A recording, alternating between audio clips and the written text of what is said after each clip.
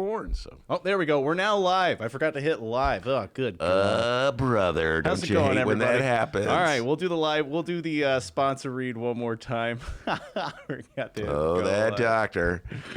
Oh, God. People on the live stream, put the bong down. How's it going, everybody? Yeah, put the bong down, man. We're now live. All right. As I was saying, we have a new theme song today. Our good friend Michael reached out to us at BennyJShow@gmail.com, sent us an email, and sent us a song that he recorded all himself. Guitar, drum, bass. I don't think he sings on it, which is perfect because it's a great intro song. You know what I mean? If you know of a band or if you make music and want to send us your songs, please do. BennyJShow@gmail.com. BENNY, the letter J, show @gmail.com. Sorry about not hitting go live. Live streamers. Go live or don't go at all. All right, so let me do this again. The Ben Joravsky Show for Tuesday, March 3rd is brought to you by the International Association of Machinists and Aerospace Workers, Local 126 and District 8. That's correct. The International Brotherhood of Electrical Workers, Local 9. That's correct. The International Union of Operating Engineers, Local 150. That's correct. And, of course, today's Ben Joravsky Show was brought to you by our good friends at the Chicago Federation of Labor. Take a chill pill, man. Ben, one more time, that song of the day. The live streamers didn't get to hear it. But you did, so now you get to hear it twice. Oh, lucky me. And that was yesterday. And yesterday's gone. Live stream. Who sings that song? Let's see if we I can don't figure even that know. one out. Oh, he doesn't even know. Excellent. Chad and Jeremy. I think it was Chad and Jeremy. Oh. It just popped into my head, and I had to say it. Well, there you go. Your Ben Joravsky Show with a new theme song starts right now.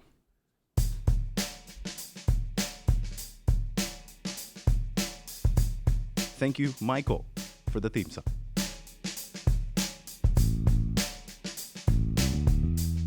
I like that It is bass. Tuesday, March 3rd, and live from the Chicago Sun-Times Chicago Reader Studio on Racine Avenue, this is the Ben Joravsky Show.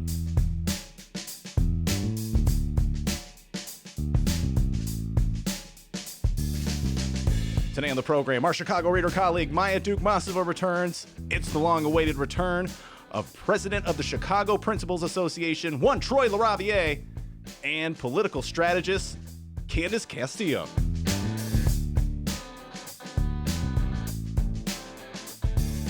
And now your host, lover of the new theme song of the Ben Joravsky Show, Chicago Reader columnist Ben Joravsky. Hello, everybody. Ben Joravsky here. We're calling this Yesterday's Gone Tuesday.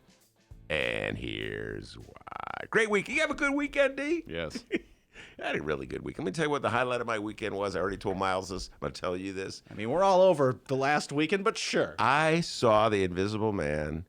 Run, don't walk, people. If you like scary movies, I know a lot of my friends out there don't like scary movies. They're afraid of scary movies. I love scary movies. This one is so freaking scary. I had my hands over my eyes the whole time.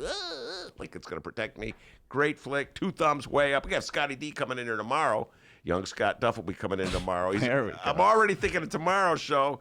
He's like, he saw it, but Scott's like, it wasn't that good. Scott, Sonny's a critic, okay? Anyway, Scott Duff, radio host at our former station and Ben got fired at WCPT 820, host About Chicago. One of my dear friends, Scotty D, and he'll be in here. We're talking a lot of stuff. Anyway, focus, Ben, focus. Please. All right, okay? I woke up on Monday to find the world had changed while I was busy, distracted by watching scare movies. Let me count down some of the ways the world had gone topsy-turvy. Up is down, down is up. Number 1, South Carolina primary. Black people finally got a chance to vote. What a weird system we have for picking a nominee of the Democratic Party, ladies and gentlemen. Probably the single most important block of voters, black voters, doesn't really have a say in things until like after, 6 months? I don't even know how many months it's been. No, it's only been 2 months of elections. But that's our system. Number 1. Number 2, Joey Biden was saved. Yes, Joseph Joe Biden, the former vice president of the United States, former senator from Delaware. He was saved, his campaign, that is, by black voters, all right? Joey, you should send some flowers to every black person you see in this country, because if it wasn't for them, your campaign wouldn't be saved. Number 3, Mayor Pete, Amy Klobuchar, young Tom Steiber, dropped out. Steiber. You mixed up Tom Steyer and Bob Diber and called him Steiber. It's all that reefer I smoked in the 70s, folks. It's catching up to me. young Tom Steyer, okay? They dropped out of the race, facing 4, an existential dilemma. Who should they endorse? Or 1, should they stay neutral? 2, should they endorse Bernie? 3, should they endorse Joey B? 4, should they endorse Mike Bloomberg, who, 5, sent me this lovely flyer this weekend, okay? Just to show that he's got money. All right, the Illinois primary is not till... I was wondering where you got that Bloomberg sticker on your shirt from. We love you, Mike. Yes, he sent this to my house yesterday. He's got money, folks, all right? So let's see, where were we? Oh, they all of them endorsed Biden, proving, number 5, they're not dumb. All right. I got calls when this went down, when Amy Klobuchar and Mayor Pete endorsed Biden. I got calls from my friends with the Bernie persuasion. They texted me. They called me. Ben, the fix is in. Ben, there's been a quid pro quo. Ben, what did they get from this? And I'm going to tell you this, folks. This was my response. They didn't get anything. Put it this way. If they were in this race of endorsing people to get something, they would have endorsed Bloomberg, not Biden, because Bloomberg's got more to give. If you're following me, he's got more money. Hence the flyer that I got in the mail 2 weeks before the Illinois primary. I'm not getting any flyers from any other candidate because they're too broke to spend it on an election that's 2 weeks away. So back to my figuring out why they did what they did. They supported Biden because it's clear to absolutely everyone that he, not Michael Bloomberg, is the front runner for moderates. And if you're a moderate, you got to go with the guy who's number 1, even if he cannot speak in a coherent sentence. Now, let me deal with this right now. This idea is a bunch of malarkey. Yes, thank you, Joe Biden. That is a coherent sentence. I'll give him credit for that one. But many other times he stumbles. Now, play the radio. Make sure the television, make sure you have the record player on at night, the phone. Make sure the kids hear words. That's what you're talking about? Yeah. And by the way, that kind of makes sense, okay? Make sure that kids hear words. The more I listen to it, the more sense it makes. But folks, I've long argued that being able to speak in coherent sentences is far overrated if you want to be successful in electoral politics. If being able to speak in coherent sentences was a requirement for winning higher office, Mayor Richard M. Daley would not have been the mayor of the city of Chicago, D, for over 25 years, and Donald John Trump would not be the president of the United States. Okay? So I think it's hugely overrated. I don't think anybody, well, let me amend that. Some people will care, but I think the majority of voters will not care. And I look forward to a debate, if Joe Biden is the nominee, between Joe Biden and Donald Trump, when neither of them can speak in a coherent sentence, and I won't know what either one is saying, but I'll have a general sense. And that's the thing. They convey a general sense. So I think speaking in coherent sentences is clearly overrated, and obviously Amy Klobuchar agrees with me, and Mayor Pete agrees with me because they endorsed Joe Biden over the guy with tons of money. All right? Now let me say this about Mayor Pete. You love him. Mayor Pete is a smart guy. Can I just say that, D? He's clearly a smart guy. He runs for office, has moderate success, enables finishes either first or second, depending on who's counting the votes and how you interpret the votes in Iowa. Finishes second in New Hampshire. And like Biden finishes his sentences? Yes, and that's absolute proving my point. He's absolutely coherent. When he starts a sentence, he has a general sense of where he's going to go by the end of the sentence, and he gets there. And everyone's impressed, especially baby boomers. They love Mayor Pete. He's such a nice young man. They love Mayor Pete. So why did he drop out and endorse Joey B? Easy. Because baby boomers love him even more now. Everywhere I go, I see a baby boomer. Don't you just love Mayor Pete? Didn't he do the right thing by stepping out and endorsing Joe Biden? Doesn't he have a wonderful future? I read this in the New York Times. Must about 3 different columnists in the New York Times. I love Mayor Pete. What a wonderful future. Man, the guy gets more love for dropping out after running a campaign where he absolutely failed at one of the most essential things that any Democratic candidate has to do, and that is to get black people to vote for you. He totally failed at that, D. But when he drops out, it's like, what a nice young man. What a wonderful campaigner. By the way, Henry Davis Jr. out in South Bend, those fireworks we heard were him setting them off. Yeah, we got to get him back on the show. Henry Davis. You know what's funny? He sent me a text over the weekend. Go, Ben, it's your fault that Mayor Pete didn't win. My fault? I didn't say anything bad about Mayor Pete. It was you, Henry. Anyway, Henry Davis Gates. Excuse me, Henry Davis. He always added Gates. I know he's going to get mad at me for doing that. Anyway, so yeah, Mayor Pete is no dummy. He endorsed Biden. And that leads me to say this. I'm going to give some advice to moderates. Now, I know moderates out listen there. up, moderates. I know you always take advice from this guy. I don't know why any moderate in the world would want to take advice from me. But let me just say this, moderates. Okay, why would I, a lefty of the Bernie persuasion, Bernie number 1, Warren number 2, Joey B number 3, that's my list. I'm not afraid or ashamed to say my list. You notice how many people come in the studio and ask who's on their list? They go, or the old, I'm a journalist. Journalists are not allowed to say, okay. Meanwhile, their Facebook pages are like all these likes and weird stuff they draw. Anyway, journalists are not allowed to say, because that's how journalism has survived. Not saying what you think. Within a tangent, Ben. Where was I? Oh, my advice to moderates. Moderates are saying, why would we take advice from you? Well, I am subjected to advice from Chris Christie. Chris Christie, a Republican, a failed Republican, is always giving me, a Democrat. I've been a true blue, loyal Democrat, D, since I was even conscious. That's it. Since 1960s. That song I sang was popular back in the 60s. I was a Democrat, okay? Chris Christie has never been a Democrat, and yet I'm subjected to advice from Chris Christie. How about Mayor Rahm? Mayor Rahm is the most Republicanly Democrat I've ever seen. Take a chill pill, man. I get advice from him, okay? So if they can give advice to me, I can give advice to moderates. And my advice to you moderates is stick with Biden. He's the guy.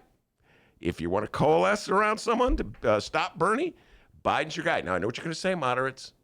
I could just hear it coming, Why D. are you pointing at me? You're going to say, Ben, just yesterday, you were advising us to dump Biden for Bloomberg. Remember my advice from yesterday? To which I said, that was yesterday. We had a show yesterday? And yesterday's gone.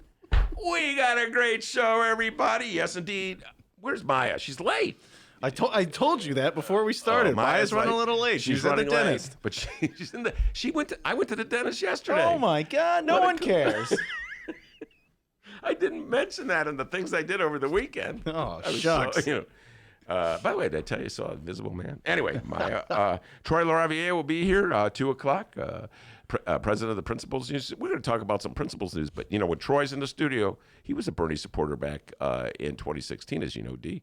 We'll be talking a lot of Super Tuesday with Troy LaRaviere, very powerful lefty, and I know he's got a lot of interesting things to say about South Carolina, the black vote, Bernie, Biden, moderates coalescing around Biden, poor Mike Bloomberg sending out these flyers, even as his moderates run to Joey B. Candis Castillo will be here as well. She'll join the conversation as she, too, one of the most, powerful lefties in the city of Chicago. Great friend of the show. We'll be talking politics. But before we do any of that, the young man from Alton, the man they call Dr. D, not Dr. Doobie, Dr. D, with the news. No one calls me either of those things. Only Tuesday through Friday, 1 till 3 p.m. Central Time is when I'm called that. Name's Dennis. How's it going?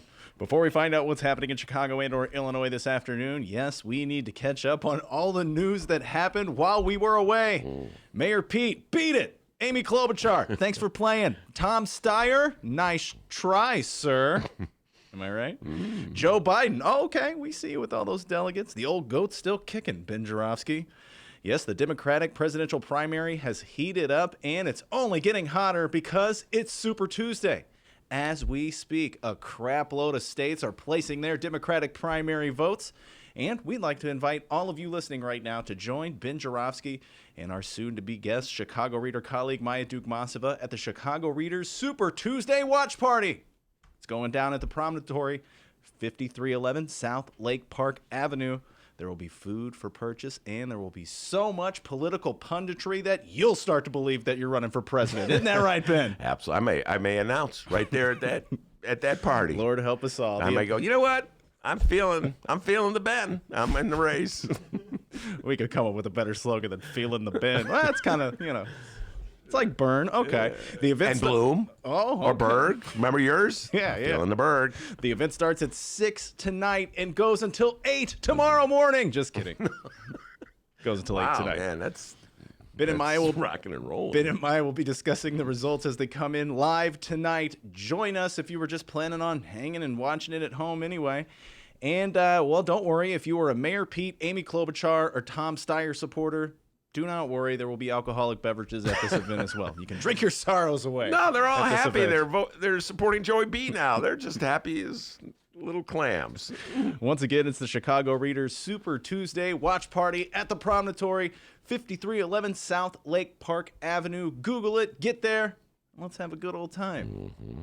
You can always watch it live on both Ben Joravsky's show and Chicago Reader Facebook pages if you can't make the event. So and once that becomes available on the Facebook page, I go download it and then I upload it at both Chicago Reader and Chicago Sun-Times websites and wherever else you find your favorite podcast. Upload, download. All I know, it'll be available on the Ben Joravsky Show. We've been doing this a year. You're still blown away by this concept. Upload, download, upload. Whoa, man.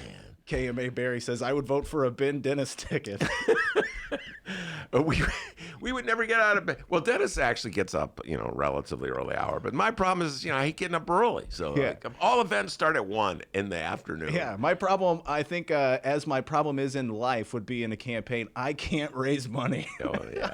Money is an issue. Yeah. Mm-hmm. Money.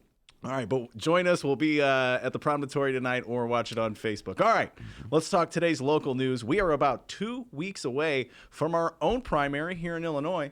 And if you're a fan of campaign-funded election polls, do not stop listening to this podcast.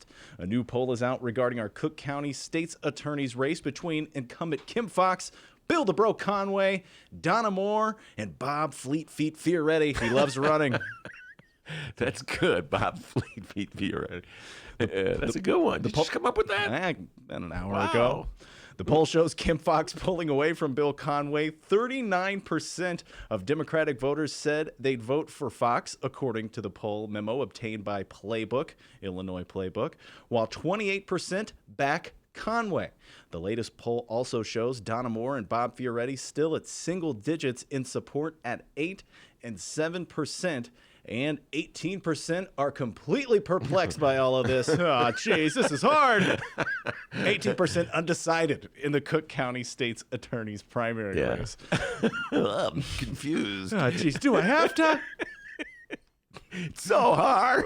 Can I go home? Oh, my beloved undecided voter. I just need a little more time to think about this. I'm so confused. I live in Chicago and Cook County. Who do I vote for? The poll of 500 likely Cook County primary voters was conducted February 26th through March 1st, and like we mentioned, was commissioned by Fox's campaign, conducted by GBAO Strategies, who is the pollster for Chicago Mayor Lori Lightfoot, Representative Robin Kelly, and State Rep Kelly Cassidy. Around here we call her KC. KC. So yeah, go figure. A poll commissioned by the Kim Foxx campaign shows that Kim Foxx is in the lead. It comes a week after another poll commissioned by Bill DeBro Conway that showed him neck and neck with Foxx, while 36% of voters were undecided, an indication that voters may be forming an opinion on the race just 2 weeks from the primary. All right, Ben Joravsky, who do we believe here? Is Kim Foxx in the lead, or are her and Conway neck and neck? And just how much can you believe a poll commissioned by the candidates themselves? You can't believe them at all. Don't believe it. It's like getting a flyer in the mail. Don't believe what they say to you, okay? It's propaganda. That said, So you're not voting Bloomberg. That didn't work on you. would I vote for Mike Bloomberg? If he's running against Donald John Trump, I will vote for Michael Bloomberg. How about that, D? How is that good or what? He's not in my top 3, that's for sure. Is he in my top 5? I have to think about that. Anyway, before I go down that rabbit hole, let me answer your question. I don't know if there's that much difference between these two polls. All right, just think about this. 39% are for Foxx, 28% are for Bill Conway. 18% are just confused. Is it possible, young Dennis, that the 18% want to vote for a candidate but are too embarrassed to say which candidate they're going to vote for? That's a factor. That's the Dennis Don't be theory. embarrassed to vote Fioretti. Come on. That's the Dennis theory. The Dennis theory is, and he bases his theory on years of living among white people downstate. Okay, the guy has living experience, folks. All right, he's lived with white people downstate for many, many years. And the Dennis theory is that white people are embarrassed to say they're for Donald John Trump. Okay, I don't blame them. I mean, it's kind of embarrassing to think this is the guy you would support. All right, so they just say, I'm going to vote. Well, no, they'll go, I'll probably vote for Biden, or I'm undecided. And the undecided ones, there's a Trumper. So when I see 18%, I guess, now who would a voter in Cook County be embarrassed to say they're for? That's the interesting question, D. That's the deep dive question. By the way, there's the Ben theory, which is nobody buys this theory, and that is The Bulls will win the championship. by the way, my beloved Bulls were victorious last night. They did everything they could to lose that game. It was one of the worst played last 25 seconds No of an sports. NBA game I have ever freaking seen. Okay? Hey, guys, there's something called inbounding a ball. Ever hear of it? Ugh, I'm confused. Wait, you throw it to the guy with the same colored jersey? The Bulls are like, here, Dallas, you take the ball. I'm sorry, where was I? Oh, I was talking about my other theory, which absolutely nobody shares, because I'm always getting blowback when I say it, but that's this. White voters lie to pollsters when they say they're undecided because they're embarrassed to admit they're for Donald John Trump. That's the Dennis theory. Everybody signs on to that. Black voters, particularly black men, lie to pollsters when they say they're for Donald Trump.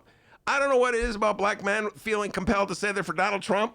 I don't know what it is, but when I take a look at the actual numbers, hardly any of them do it.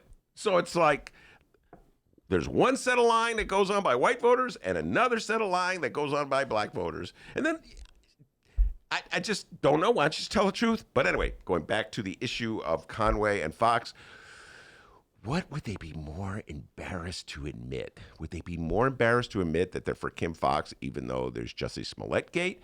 Or would they be more embarrassed to admit that something as trivial as Jussie Smollett Gate would induce them to vote for Bill Conway? D, I think this requires deeper exploration, all right? Get Andy Grimm in here to talk about it. Andy Grimm, the ace criminal justice reporter for the Chicago Sun-Times, comes in all the time to talk about Smollett Gate.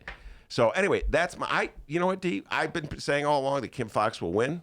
That was my prediction. Put the money down in Vegas. I'm not a gambling man, but if I were, I would put the money down in Vegas. And I'm not going to back out now, all right? I'm not going to be one of those bettors who predicts at the start of the season, oh, Milwaukee's going to win the whole thing. And then if things get a little rocky, all of a sudden they're ditching that. Well, I never really said that. Some people in this room may have been of that persuasion, that ilk. I saw that little point you did there. You made a little sly point to me. Anyway, so so I don't know what to make of these polls, but I stand by my prediction. Kim Fox will win. All right, poll fans. The survey also reveals polling numbers from December and February showing Fox leading by 14 and 15 points, respectively, contradicting Conway's poll. But as Illinois Politico widely states, what's clear in both polls is nothing. Undecided voters will dictate the results of this race. I just said what's clear in both polls, nothing. Okay. Undecided Well, you're voters. wrong. Politico says undecided voters will dictate the result of this race. And there's also, I got to throw this one out there. I hate to throw all my Cook County listeners under the bus. They may not be paying any attention. So they get, a pollster calls them out of the blue and asks them, who do you support, Kim Fox or Bill Conway or Bob Fioretti or Donna Moore? And they're like, uh-oh. It's like me in the ACT. I don't know the answer to this question. How am I going to duck and dodge this one? If only these clueless people knew how powerful their decision was. I'm undecided right now. Actually, the reality is they don't even know what the office is. They're only vaguely aware of any of the...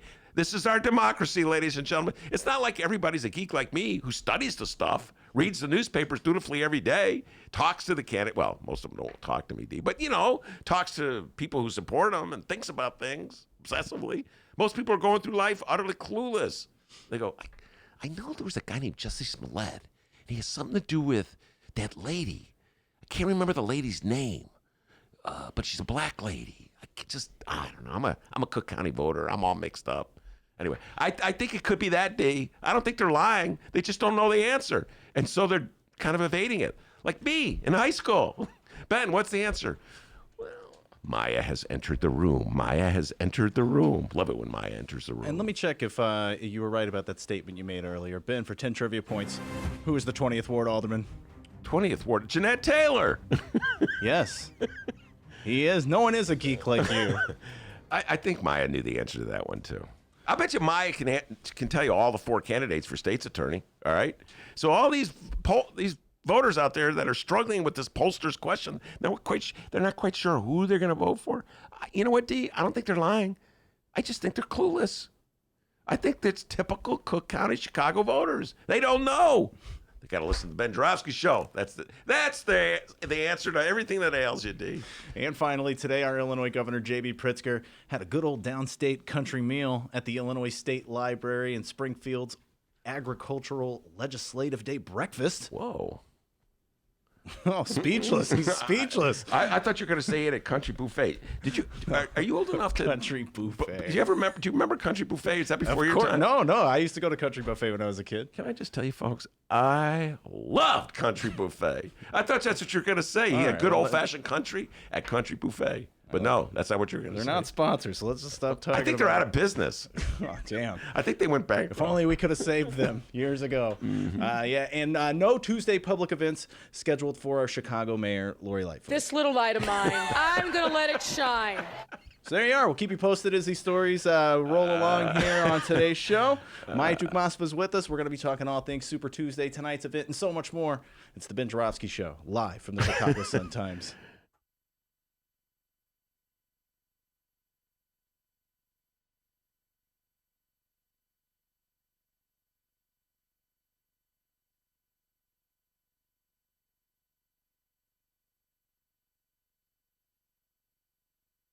Read the Chicago Reader to get up to speed on what's what in Chicago. Culture, food, arts and entertainment, weekly concert listings, weekly event listings, the environment, travel. I can continue, but you get the point. And for all of you Chicago political junkies, raw weekly columns on real city politics from Maya Dukmasova and our very own Ben Joravsky. The Chicago Reader, free to the public in newsstands throughout the city and online at chicagoreader.com. Read it now and be a more informed Chicagoan.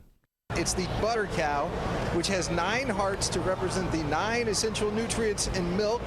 That's right, it's made entirely out of butter, and it's a state fair tradition since at least 1922. Hey, D. Yeah? Did I tell you that the Ben Joravsky Show is sponsored by Rattleback Records? No. Well, it is. Rattleback Records at 5405 North Clark Street is Andersonville's full-service record store. Hey, D. Did I tell you it was voted one of Chicago's best record stores in the 2019 Chicago Reader poll? Oh. Well, it was. Wow. Rattleback Records, 5405 North Clark Street. Used and new LPs and 45s. They got CDs, DVDs, books, gifts, and much more. For more information, contact them at rattlebackrecords.com. That's RATTLEBACK records.com.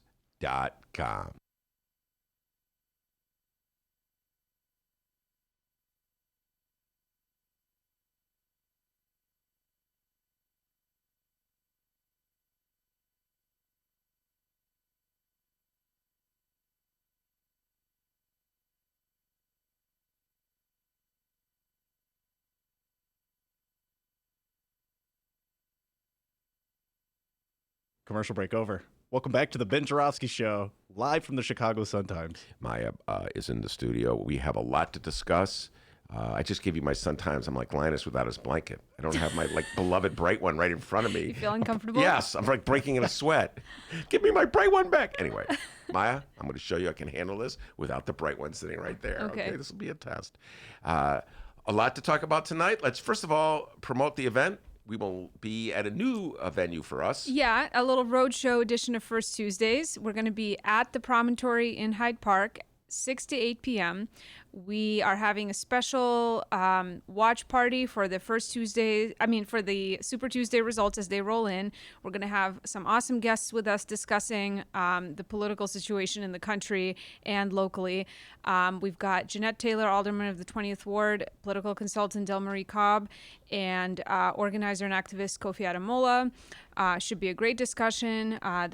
All three of those folks have a lot of opinions, and they're not afraid to share them. So we've got opinions, and we're not afraid to share them. So it should be a good night. The event is free, and the promontory is great. So people should come on down. Absolutely, yeah. And all right, so you had an interesting riff before we move on to the national news about the state's attorney's race. You came in at the tail end of our discussion about the poll that showed. There's a Fox poll that showed Kim Fox up 39-28 over Bill Conway with 18% undecided, and the rest divvied up between Donna Moore and Bob Fioretti. And I mentioned that probably the only thing folks know about this race is it has something to do with Jussie Smollett. Which has nothing to do with Jussie Smollett. That's the unfortunate thing. They're making it about the media, and Bill Conway are making it about Jussie Smollett. But this race actually has really nothing to do with this one particular case. And 18% undecided is pretty wild. I mean, that's like 18% of people who. I think I'm probably with you on this assessment. They probably don't even know. They probably don't even know who's running. They probably don't know what the state's attorney is. So, I was listening to WBZ this morning. They had a little segment from Chip Mitchell on there. He'd interviewed a bunch of the leaders of grassroots groups that were instrumental in getting Kim Fox elected back in 2016. They're still with her. All of them talked about how much they don't care about the Jussie Smollett situation, how much more important it is what Kim Fox has done in terms of improving transparency and doing some actual criminal justice sentencing reforms, exonerating folks who had been convicted because of police torture, lowering, raising the threshold for felony shoplifting and various other reforms that she's bringing to this office and to the justice system locally with her power as a chief prosecutor, which all of that stuff affects thousands and thousands of people in this county, thousands of families, communities, people's ability to get jobs. All that stuff is so much more important than this whole Smollett thing. I'm so fucking sick of it. And I have to tell you, again, I pointed this little irony out before we make the transition. Donald Trump released Rod Blagojevich from federal prison a couple weeks ago, and he's making it a key theme in his campaign to win over black voters that he's a champion of criminal justice.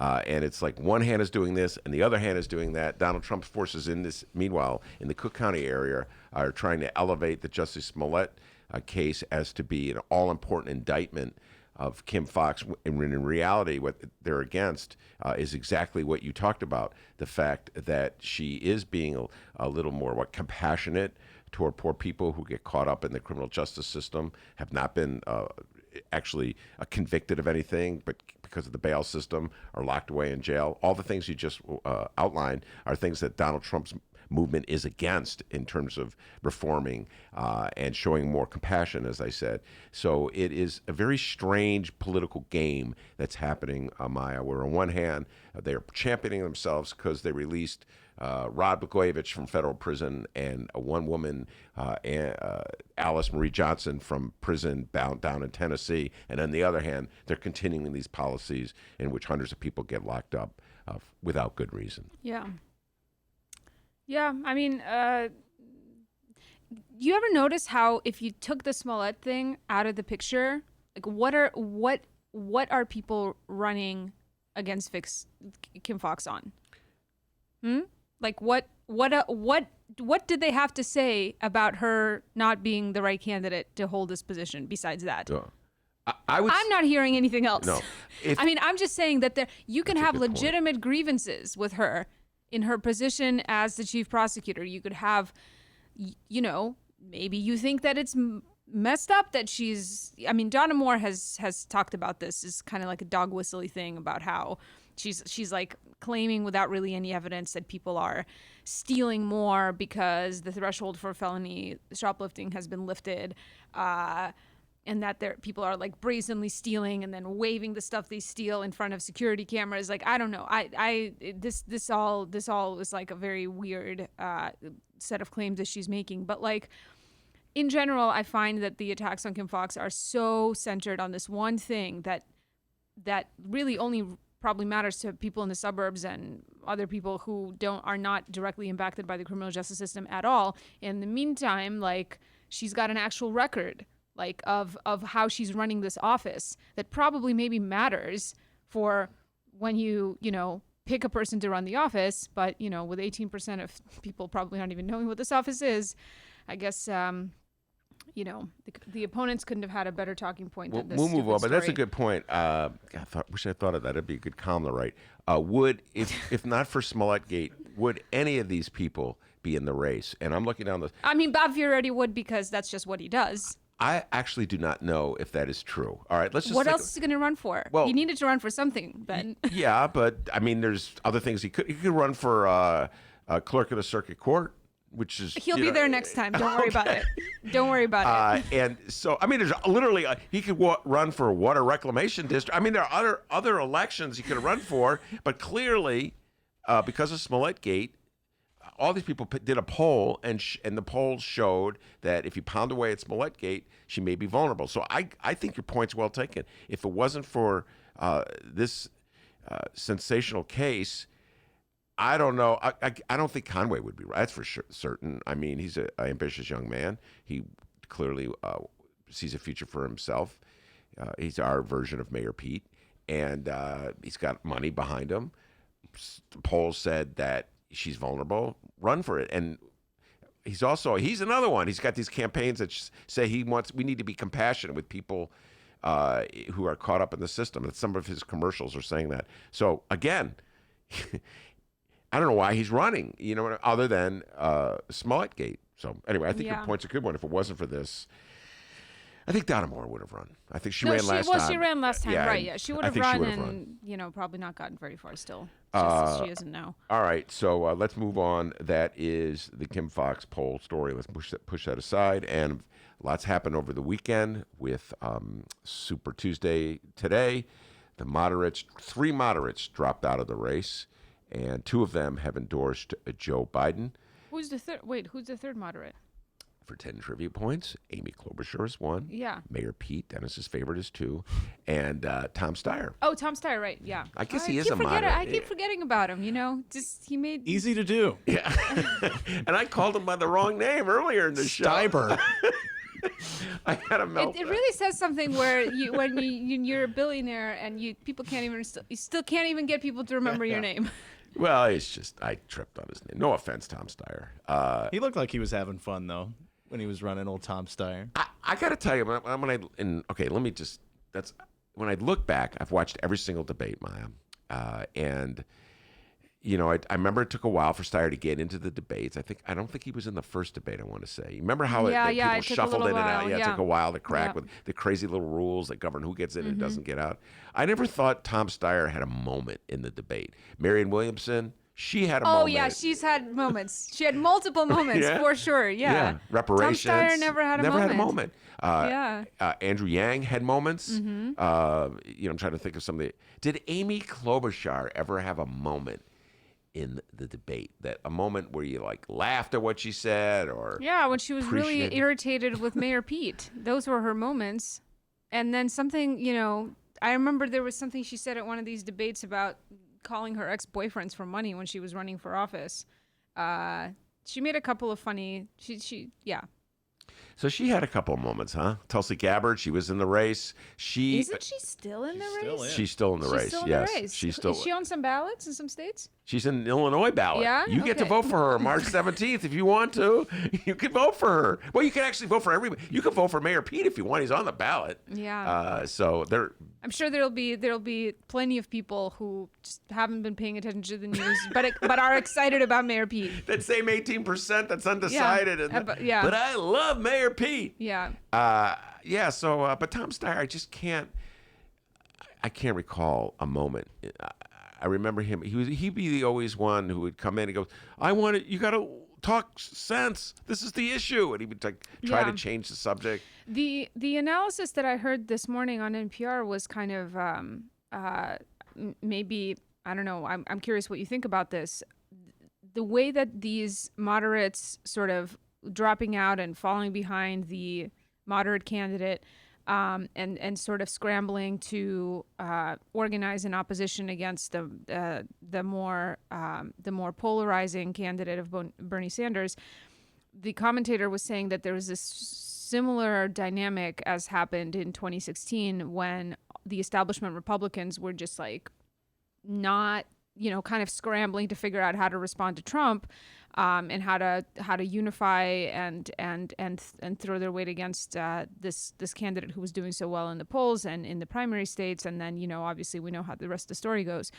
So I don't know. I feel like a lot of progressives are pretty nervous about this moderate this kind of the way that the moderate vote is solidifying behind Biden, but it seems to me that. It's pretty likely Bernie is going to get California and Texas tonight. So, that's a lot of delegates. And I don't know. He may do better in the South than people think because, it's not every state in the South is like South Carolina. Well, I'm officially out of the prediction game because I'm always wrong when I do my predictions. Yeah. I have a list of the Super Tuesday primary states in front of me, and I go down that list. I can make an argument one way or another for Joe Biden. I mean, Joe Biden or Bernie winning in one of these states. But the reality is this: the parallels between Bernie and Trump. In terms of their popular and populist kind of appeal, there are definitely parallels. And here's the advantage that Donald Trump has as being a quote unquote outsider in the Republican primary. Donald Trump ran on basically a platform of division and hate, and mistrust, be afraid. We don't like these people, and I think that's an easier sell than Bernie talking about a campaign that brings people together from different backgrounds. Totally, but all of it is a more motivational, whether it's the Trump version of the populism or Bernie's, all of it is appealing to people, not like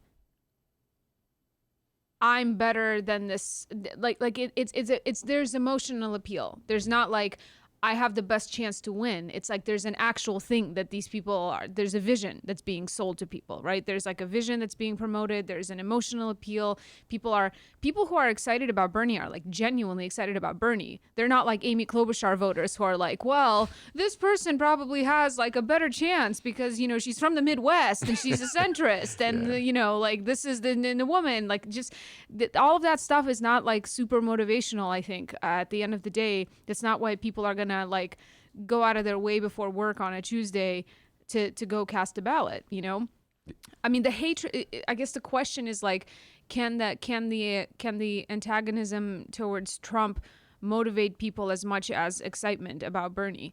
So I don't know. Yeah, that's Bernie offers somebody something very specific. Yeah. Like Bernie is making promises, concrete, whether he can deliver them, I don't know. But he's offering people something very specific. Yeah. The other candidates, the moderate candidates, are essentially telling people, we're not offering you anything except we're the kind of like placid message that could unite people to vote against Donald Trump. And barely articulated message too. I mean, Joe Biden's like, his performance in this election cycle has really been bad.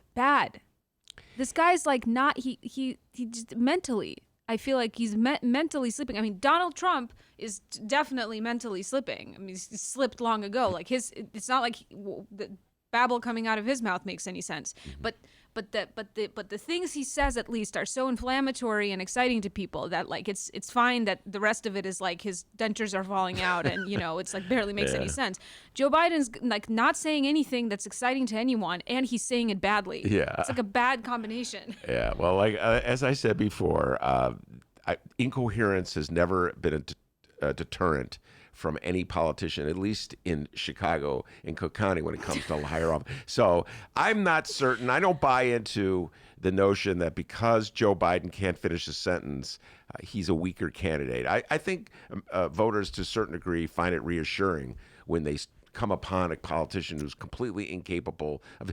And like I said, they kind of know what he's saying. So that they can string the sentence Play the together. radio. Make sure the television. Make sure you have the record player on at night. The phone. Make sure the kids hear words.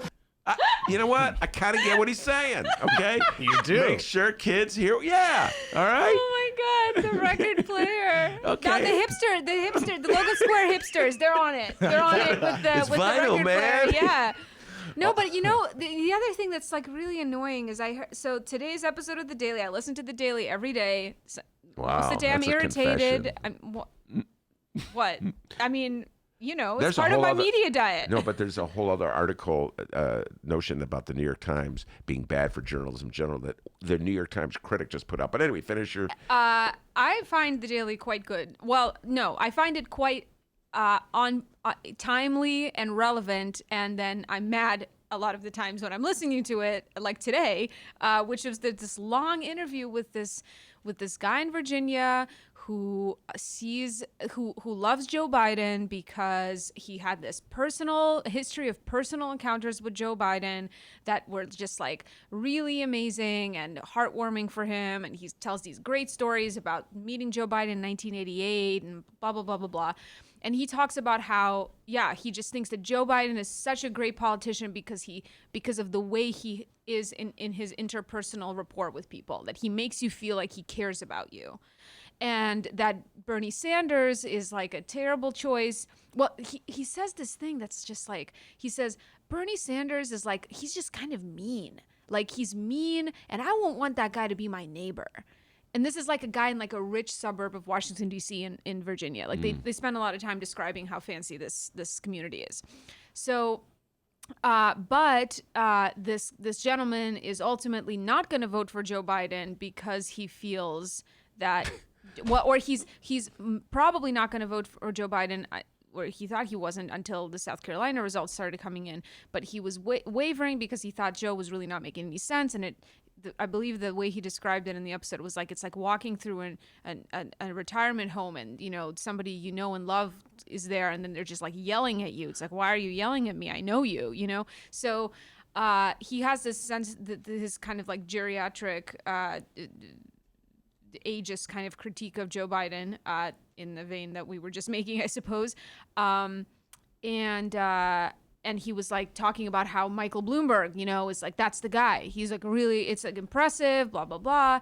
But I just found it like, I can't believe that like a serious adult, right, who's being interviewed by the New York Times about his views on these candidates, talks about how it would be like irresponsible to vote for someone who's promoting a revolution, like that he doesn't like this candidate because he doesn't seem nice.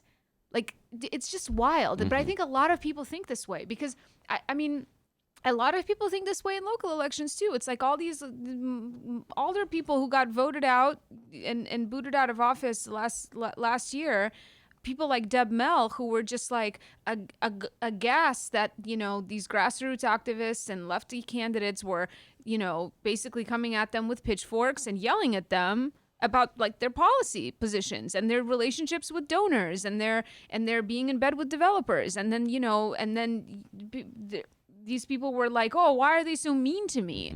It's like, what are you talking about? This is like, who cares what kind of tone they're talking to you in? Like, you don't want this guy to be your neighbor? What does that even mean? You don't like somebody who's going to make you feel uncomfortable about the job you have that's gotten you this like fancy lifestyle that, as a white man in America, I don't know. Like, it's like the degree to which people are making these decisions, people who live comfortably are making these decisions based on like their interpersonal kind of rapport with people and their sense that like, oh, this person is mean or not, or I don't like this person because of the way they make me feel. Like it's it's par for the course. This is the way that like voting works typically. You know, a lot of people just make emotional choices, or you know, they look at the name and they like the name, or they vote for the person who they've met once and shook their hand, and it's like makes them feel good. You know, retail politics works that way, but still, it's kind of disappointing. This gentleman that was interviewed in the Daily, was he white or black? He was white. Okay. I just asked this because Joe Biden's campaign has been saved by black voters. It was on its deathbed, and then South Carolina came through, and that has given everybody in the Democratic Party a jolt. On the Bernie side, the Elizabeth Warren side, everybody, because the reality is the black vote is absolutely key to the Democrats. And Democrats have always struggled with this. Maya, you know this. They just struggle with this. They don't know like how far should they go to win over the black vote. When you have a case like when Jesse Jackson ran in 1988, it was absolutely frightening to some. I can guarantee you, I'll bet you any amount of money that gentleman at the New York Times interview, that's why I asked, is he black or white, would not in a million years in 1988 have voted for Jesse Louis Jackson in the Democratic primary. Absolutely It was not. absolutely frightening that Jesse Jackson, to many white people, when Jesse Jackson ran in 1988, because it was like black power flexing itself. We got to ask Del Marie Cobb about this tonight. Oh, definitely. Yeah. Del Marie Cobb was Jesse Jackson's spokesperson back in '88, and I remember when Harold Washington ran, it was frightening to white people about Harold Washington. So it's very so. I think with this voter, just I'm interpreting what he's saying from based on what you report, is they're looking for some kind of reassurance. And it's so crazy that a person who is as well off as this person is described to be, reassurance against what? What do they actually think is going to happen? This isn't an actual revolution. Like, have you read a book? Like, this is an attempt to bring this country more in line with the kind of democratic socialist kind of policies and principles that are, you know, pretty normal in most developed countries. But the reality is this. I'm struggling with this. The reality is this, and I'll go back and give a concrete example. In 2015, I had that infamous fight, with Rahm's solicitors. They were going door to door in my neighborhood trying to get people to vote for Rahm for re-election. Somehow they found themselves to me. We got into this big fight, and I ended up saying, if you don't leave my porch, I'm going to call the police. They dropped the F-bomb on me at least 5 times. You know, they got their charm from the man they were endorsing. And they told me at one point, the best pitch they gave to me is they said, look, it was a nice day, actually. That day was a nice day for March or whatever it was in Chicago. How could you complain? Life is great. What do you, and I'd been going down, you know, about the problems the city's facing, this, that, and the other. You got it good. If Chuy Garcia is elected, he's going to raise your taxes and give it to the unions. You got it good. Just keep voting for Rahm. And I feel as though that essential message that somehow or other the system is working well is what keeps voters, this like mythical swing voter in the suburbs that the Democrats are so worried about. If that person exists, and they probably do exist to some degree or another, Maya, that's that fear that if they go too far, they'll lose the good thing that they have, will keep them in check. And you know, that's the message that absolutely every Democrat whose name is not Bernie or Elizabeth or Tulsi, when she was still on the stage, has been articulating for the last month. Bernie goes too far. I know these voters. We're going to lose those voters. Trust me. You can have your public option and your private insurance, right? Isn't that what they always say? You don't need to have a revolution where people lose something. In other words, people are afraid that they're going to lose something. Yeah, well, plenty of people are already losing a lot.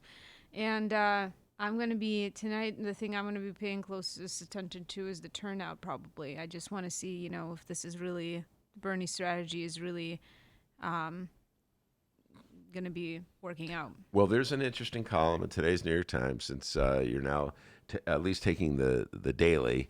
You might as well take the deep dive and read all the propaganda. I mean, all the articles in the New York Times. daily subscriber. I pay for the daily, ladies and gentlemen. You're welcome.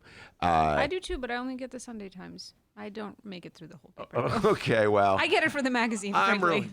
really. By the way, another time, and we'll have the discussion. I'm going to send you the article, give you to read it. Ben Smith's first article for the New York Times as their media columnist, and he wrote this piece, which he basically said that this new company I'm working for is the biggest danger journalism has. Really compelling piece that the New York Times would write. It just goes to show you how confident they are. They're or total tangent here, Maya. Their operation is booming at the New York Times. They're doing great. They're like a model that all of us, hint, hint, Reader, Sun-Times, Tribune, all of us could be following to a certain degree on all many different platforms. And he was arguing that it could be too much power in the hands of one media operation. It's like not unlike Netflix or Amazon, etc. He made that argument. But anyway, Michelle Goldberg, who's your liberal columnist, Elizabeth Warren supporter, basically, wrote an interesting column today, which I urge folks to read, which she was laying out the case that she doesn't think Bernie can win. And it's basically a more sophisticated rendition of this case than Rahm tries to articulate when he goes on the George Stephanopoulos show, and that is that you can't expect new voters to turn the tide. That it's never happened before. It probably won't happen again. You're asking for something that is totally unique for new voters, people signing up for the first time, showing up for the first time. If that's your ticket to defeat Donald Trump, if that's your strategy to defeat Donald Trump, it's probably not going to work. It's not a safe bet. And the safer bet, is to rely on what worked in 2018 and getting voters like that gentleman that the Daily interviewed to make the decision to go Democrat as opposed to Republican. That's Michelle Goldberg writing, and she's the liberal. Everyone's entitled to their opinion. Fair enough. All right, we're going to end this segment of the show by reminding folks one more time where we'll be tonight. 6 p.m. at the Promontory in Hyde Park. We're going to have a Super Tuesday watch party and discussion with a bunch of amazing guests. And it's a free event, so please come down 6 to 8 p.m. Promontory in Hyde Park. Very good. And you guys have been election junkies. Not only are you talking about the primaries tonight, you're also been hustling on the backroom deals. That's right. Season 3 of the Backroom Deal is out. That's correct. We're now, today's Tuesday, 5, 6, 7 episodes deep. We've got 3 more coming out the rest of this week. We talk about every important kind of race on the on the March 17th ballot. Even the ones that confuse the living hell out of you when you go to like the judges, like, huh? You guys try to help out everyone out through that Actually, too. Front page of the Bright One, your beloved Bright One, it's Illinois' retired Justice Charles Freeman, whose seat is now the one that's being contested, first African-American judge on the Illinois Supreme Court, justice on the Illinois Supreme Court, has passed away, and there are people running to replace him, including a lot of veteran appellate court judges, black appellate court judges, one Latino candidate. There's 3 white candidates, among them a young white man who's an attorney who has no experience on the bench at all, Daniel Epstein, but has been kind of catching a lot of attention.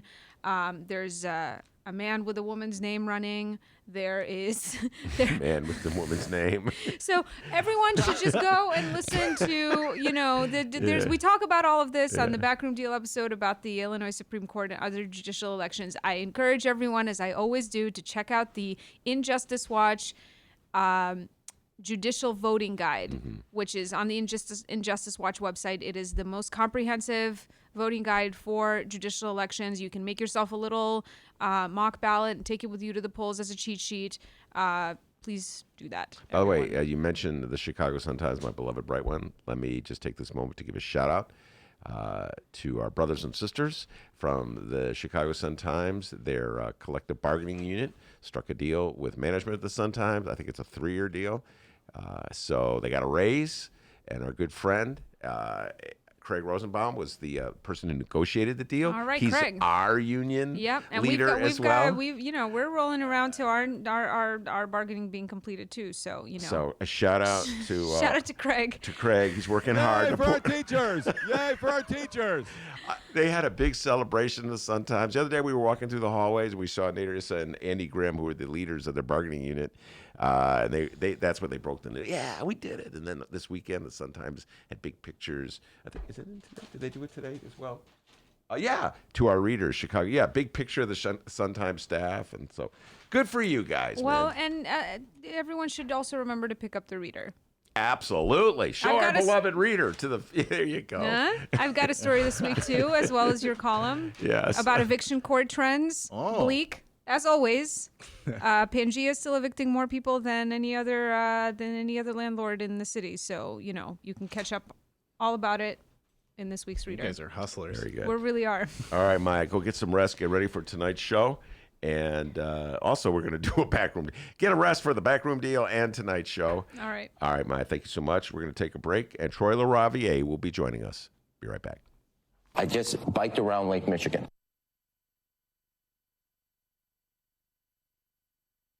Read the Chicago Reader to get up to speed on what's what in Chicago.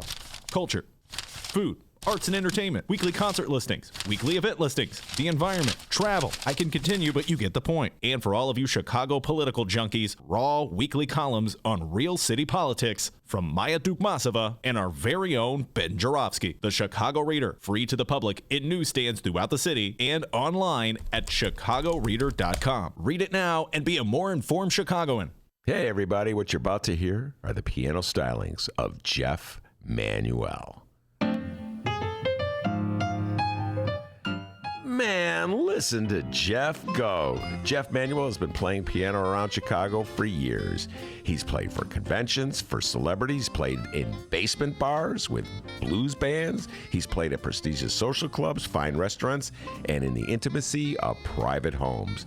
Book Jeff Manuel at jeffemanuelpianist.com. Don't worry, I'll spell his name at the end of this commercial. You know what Chicago Magazine said? They said that Jeff Manuel is, quote, as comfortable with Chopin as he is with Cole Porter. He's excellent and his performance is joyous. He offers an elegant stream of compositions and interpretations that entertains the mind but won't hurt the ears. To hear more of Jeff Manuel's work and to book Jeff for your next event, go to jeffmanuelpianist.com. I'm going to spell it out for you, people. J-E-F-F. M as in Mary, A, N as in Nancy, UELPIANIST.com. Take it away, Jeff Manuel.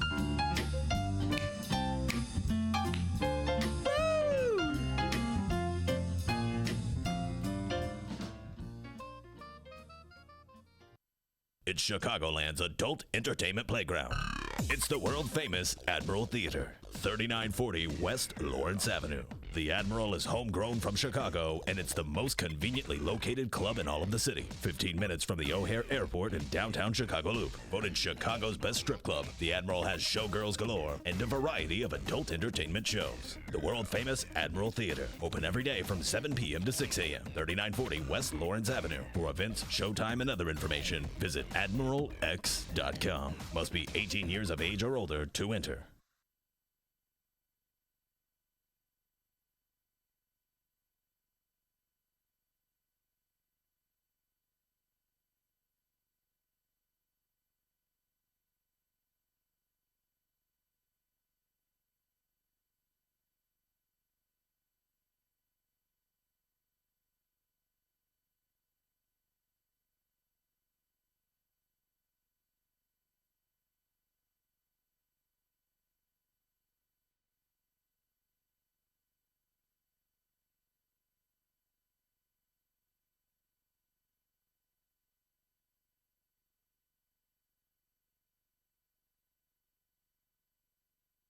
Ben, stop eating crackers. Hour number 2 is coming up. How's it going, everybody? Hour number 2 of your Ben Joravsky show for Tuesday. Super Tuesday. Super Tuesday. Whoa, it feels so super in here. Super. Can you name 3 states that are having primaries tonight? Arkansas, Wow. California, Dang. Wait, is Colorado. give him a cookie. That's really well done. Thanks. How did you know that? It's called reading the news. Wow, man. I'm really impressed. Oh, because you didn't even great. name like Big Daddy. Which is out Big there. Daddy. Big Daddy. Not Wig Daddy. Big Daddy, which is California. Got the most delegates of any state in the country. Come on. I think I did name California. But Oh, anyway, I thought you said Colorado. I did say Colorado and California. Negative. Let's go back. Arkansas. Ooh, maybe. Oh, guys, isn't this entertaining? Huh? Hour number 2 of your Ben Joravsky Show for Tuesday, March 3rd, featuring Troy LaRaviere, Candis Castillo, and new music is just moments away. Yeah, but before we get into that, we got to thank the following unions once again for jumping on board and sponsoring this humble program. Unions like the International Association of Machinists and Aerospace Workers, Local 126 and District 8. The International Brotherhood of Electrical Workers, Local 9 are sponsors. The International Union of Operating Engineers, Local 150 sponsor this program, as well as our good friends at the Chicago Federation of Labor. The Ben Joravsky Show, hour number 2, starts now. Cue the brand new music. By the way, if you're listening right now and you create music and you want us to play it on the show and you won't sue us, oh boy, we'll play it. We will play it. The big part is don't sue us. Yeah, let's highlight that part at the end. No suing. Yeah, a local band, if you know anybody, we need music. Our good friend Michael sent us this music. He made all of this. The drums, the bass, the guitar. This dude's got skills. The song's called Bad Benny J. All right. The Ben Joravsky Show, hour number 2. Let's go.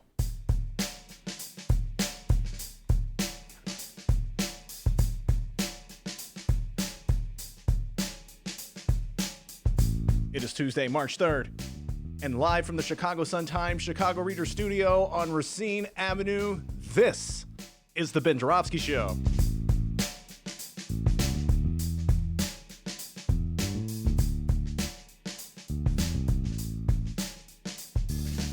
Today on the program, Troy LaRaviere is back. I repeat, Troy LaRaviere is back. And it's the long-awaited return of political strategist, Candis Castillo.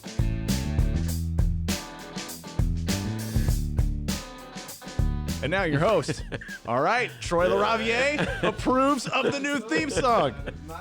And I like that. I like the bass. That is nice. Chicago Reader columnist Ben Joravsky. I do indeed like the It bass. goes with your old feel too, man. Right? Yeah. Exactly. Yeah, it does. But that bass line is it's straight out of a song, and I hear it. Don't get us another copyright strike. No, man. I just right. See, Troy. Here's what happened. First of all, welcome back to the show. One of my favorite guests. Great Troy to be back. LaRaviere. Regular on the show as long as I've been ever near a microphone. Troy's been on the other side of the table from me.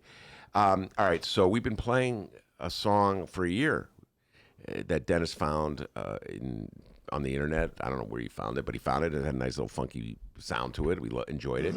And then out of the blue, we got essentially a cease and desist letter from having to do with copyright infringement. Apparently, the song was not in the public domain; it wasn't protected. Well, like I said, I'm kind of mining the field blindly here. So they just gave us a hit, and they didn't really say what it was for. So I'm just like, the process here. Let's stop this music that we were playing before. But I think it's from ABC. That's what I think. That's his new theory. Anyway. We play clips. Let's just think about this one for Troy. Get your mind on this one. I know you're not a lawyer, but you deal with legal issues all the time. I do. So from time to time, we've been known to play bits of advice offered up by your favorite mayor, Mayor Rahm Emanuel, in his new gig as great thinker for ABC TV. I don't know if you know this, but he is now a pundit. And he goes, I'm not making any of this up. He's on the show once, like every other week, with Chris Christie, another great mind from the state of New Jersey.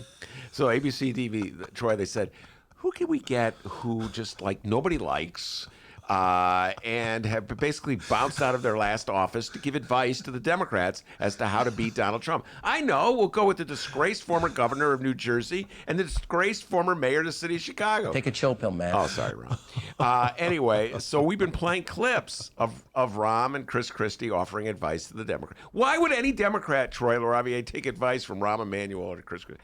Anyway, and Dennis's theory is that ABC TV is sending in their lawyers because somehow or other we're violating the copyright. I'm not sure I buy that. That's just a working theory. Do you have any insights to offer from your many years of dealing with lawyers? A couple, and I don't know if any of them are worth the time it takes to listen to them. With Rahm and Chris, yeah, I think that an establishment was behind them, and that establishment is still propping them and what they have to say up. Like, I see them as both conservatives, and conservatives have this thing. We liberals like to sort of live our worldview. Conservatives like to promote their worldview, and they're always promoting their worldview, and it's why they win more than they should. We try to live our values; they promote their values. And so Rahm and Chris Christie being on a weekend talk show is just another way to promote their values. So maybe that's worth listening to. I don't know. That is worth listening to. I wrote it down. I have to think about it. The difference between living a value and promoting a value. I mean, they live them too, but we fail to promote ours. Like, we just try to live them. We spend a lot of resources on, trying to, provide services to the poor rather than promoting the value behind trying to do that. Like, what is the worldview that needs to be promoted? Like, we don't do that. Conservatives will promote a worldview. They come up with the language. They'll word it like they'll come up with a phrasing that's the exact opposite of what they actually do, but it promotes their way. It's like, Fox News is a great example. Where they, the no spin zone. That's everything. It's all spin, right? That's not the values part, but it's a good example of how they message things. Tax burden. That's a Republican created phrase. Tax burden that we as progressives even use sometimes to the detriment of the messaging that it's a responsibility. It's an investment. It's not a burden. At least if you're, investing those taxes and they're being controlled by a group of people who are actually responsible with them, assuming that's happening, it's not a burden, it's an investment. But that terminology was deliberately crafted, developed, researched in order to get people to adopt a conservative Republican worldview about what taxes are, the value they put in public investments, which is now no value at all unless they're going to the military-industrial complex.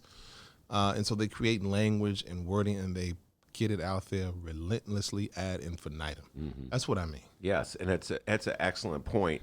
And when you said that, I thought immediately of the debates. I've watched every debate, and in each case, the moderate Democrats on stage would pound away at Bernie on how are you going to pay for your health care plan. He still hasn't told us, ladies and gentlemen, how he's going to. That's Joe Biden. And then Amy Klobuchar. The numbers don't add up. They relentlessly pounding him. How are you going to? Because that's the point that you just said. They are buying into this notion of a tax burden. They've taken a Republican-created theme, yes, which was probably emerged out of some kind of focus group, think tank, which was tested in a focus group. Absolutely, and they're just reinforcing it in the minds of Democratic voters that you cannot realistically achieve your political goals of being elected to office unless you confine yourself to doctrines that fit within this Republican talking point. Exactly. And again, back to the original point, Chris Christie and Rahm Emanuel are good vehicles, effective vehicles, no matter how disgraced they are. It doesn't matter if you're disgraced. It matters that people keep hearing the talking point over and over and over again until it dominates the majority of the worldviews out there. And if it dominates a person's worldview, then it dominates their political decision-making. It dominates and has a big influence over the decisions they make at the ballot box. All right. I definitely want to get into more of the national politics with you. Candis Castillo will be joining us in a little while. So I'd like to hold off on that discussion until she's here, talk about Super Tuesday, talk about South Carolina saving, quote unquote, the irony of black voters coming to the rescue of Joe Biden and saving his campaign is a deep one and a profound one. Love to get your thoughts on that and what you expect. It makes me sad. Sorry, go ahead. No, but yes. I mean, it makes me sad. Isn't that wild, though, Troy? I mean, Yes. he was saved by black voters in South Carolina. Joe Biden. Why does it make you sad? I mean, you said it. We might as well go there. Just the state of political consciousness and awareness of who the people, I mean, not just Biden, but, in general, whose interests are served by the policies of what candidate, what their histories are. There just doesn't seem to be much of a knowledge of them at all. For people to turn, particularly, I don't want to say black people in general, but the majority of African American people, I would imagine, would benefit far more from the policies of Bernie Sanders than they would Joe Biden. But there's not an awareness of that. People don't pay people don't pay attention to politics. White people too, really. The way, the people in our world, the world that you inhabited, the world that I inhabit, the people we talk to, pay attention to this kind of thing. But the vast majority of people pay attention to politics when presidential election season comes around, and what they pay attention to is what the TV and the commercials put in front of them, and that's all they have to go by. So it makes sense that they would come to the rescue of Biden, but it's sad in the sense that it's a reflection of a very limited sense of who this man is and who his opponent is, and what their histories are in relationship to fighting for the things that would benefit the vast majority of people, including you.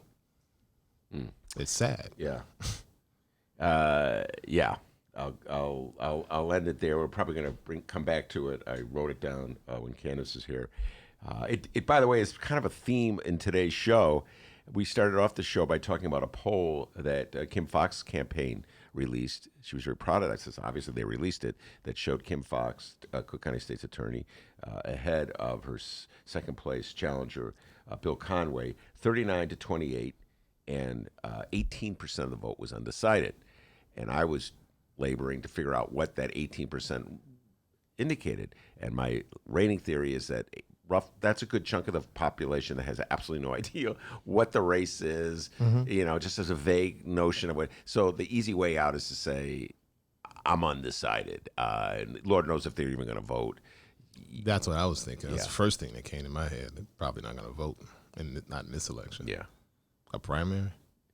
Yeah. You're undecided for a primary? You're not going anywhere. Yeah. So that was my first, or they're lying and they're ashamed to admit who they're voting for, which is Dennis's theory about white people when it comes to Trump. They lie because they're a little embarrassed to admit they're for Trump. That's the Dennis theory. And my theory, of course, which I throw out to everybody and nobody buys, is that black people, particularly black men, lie to pollsters when they say they're going to vote for Donald Trump. This is a bizarre little phenomenon. Well, that's a well-researched phenomenon, that black people lie to pollsters. That is well-researched. There's research out there to show that polling black people is just not a good way to figure out how black people are going to vote. I can't say that from experience. I've never lied to a pollster. Have you ever been polled? Yeah.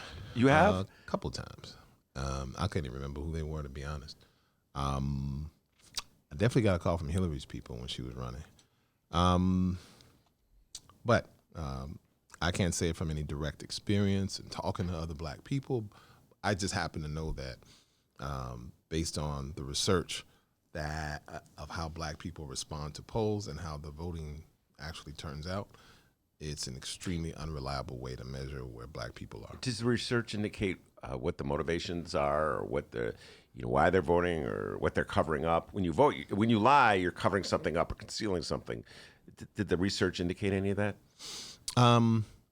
I am certain they discussed it, but I don't remember okay. what they discussed. I'm certain they did discuss it, though. All right, let's do a little local conversation. You're the head of the Principals Association since the last time. Yes, I am. Last time you were in the show, a big brouhaha has emerged from Lincoln Park High School, one of my favorite high schools in the city of Chicago. Yes. And that's on the north side of Chicago for our listeners who are not from the city.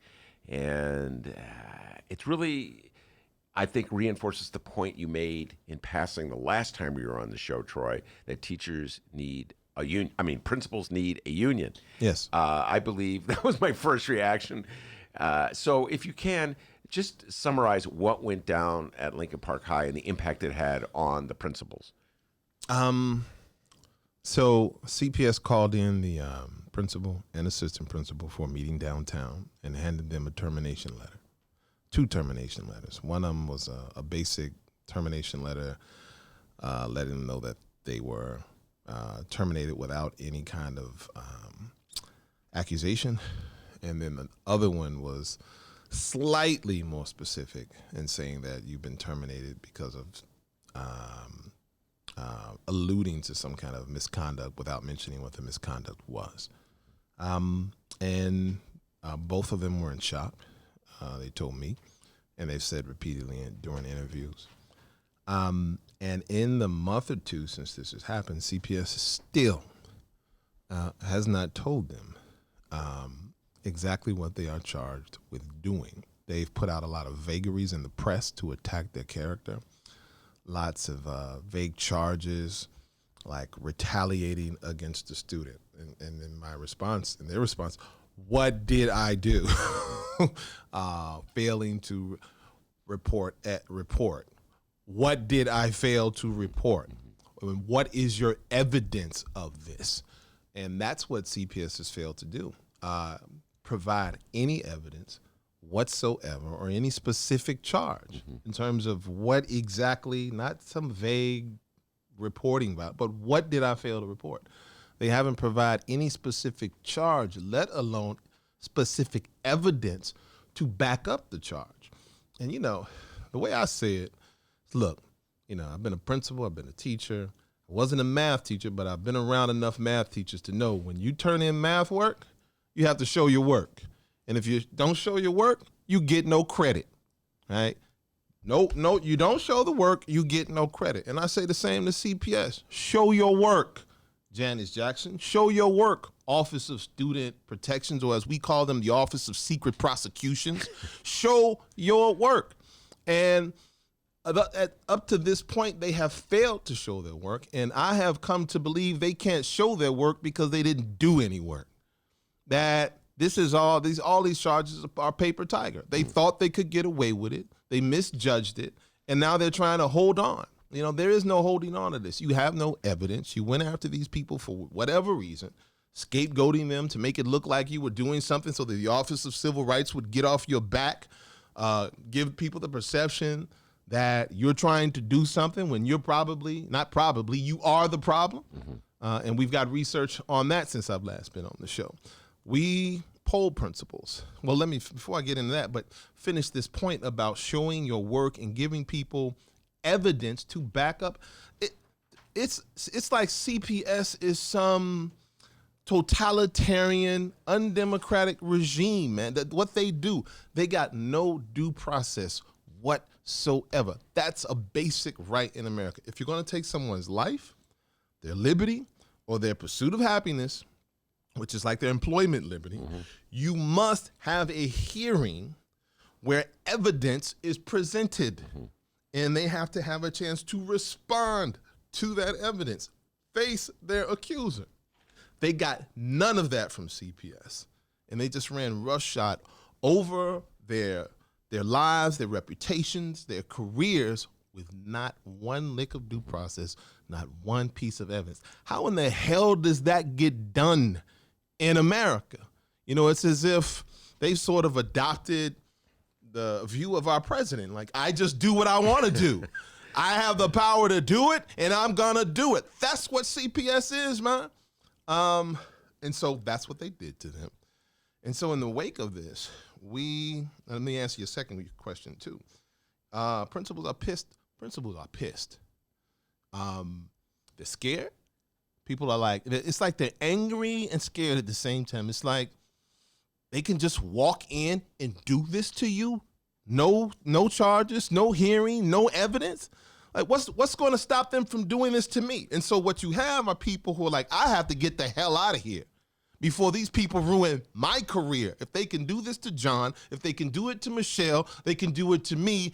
I have to find a way out. John and Michelle are the assistant principal and the principal at Lincoln Park High School. John Thuet and Michelle Brumfield. And so students across, they've created basically destabilization across the district where people just want to get the hell out. And our young people are going to lose some of the best leaders they'll ever see. And who in the hell is going to want to come into these positions? Well, just to get a little more specific, and really it's hard to get specific in this particular instance, folks, because as Troy is saying, there are no specifics been released, but there's this general notion that's been sent out that something untoward happened regarding sexual harassment and that the school didn't handle it correctly. And there was a lawsuit filed by a parent, I believe, of a student. Again, because these are all minors, there's no names, so I'm just speaking in these generalities because I don't have the specific information.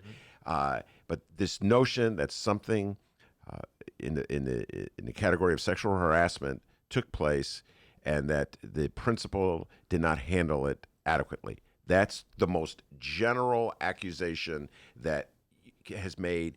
And Janice Jackson, the head of the CPS, and the leadership of CPS, I think Lori Lightfoot has weighed in as well, has essentially said, you have to trust us on this. We're right. We know. Hell no. What have they done to deserve our trust? I'm not here, frankly. I met Michelle, beautiful human being. I've talked to John over the phone. Seems like a good man. I am actually not here to defend them. What I am here to defend is the process for determining right from wrong, truth from fiction. That's that's at the heart of what America is supposed to be. You're not supposed to be able to take someone's life without a process. You're not supposed to be able to take their liberty without a process, their job without a process, their freedom without a process. There's been no process here. That's what I'm here to protect. That's what I'm here to highlight. They have to give these people a process. There's no trust you. There is no trust you here. You didn't. What we all know is you did not give them a process. We know that. Doesn't matter what evidence you have. Doesn't matter if we can trust you that it's right. Maybe it is. You still did not give them due process. And so if you can get away with that with them, if CPS is a government body, if government can do it to them, they can do it to you, they can do it to you, they can do it to you, they can do it to me.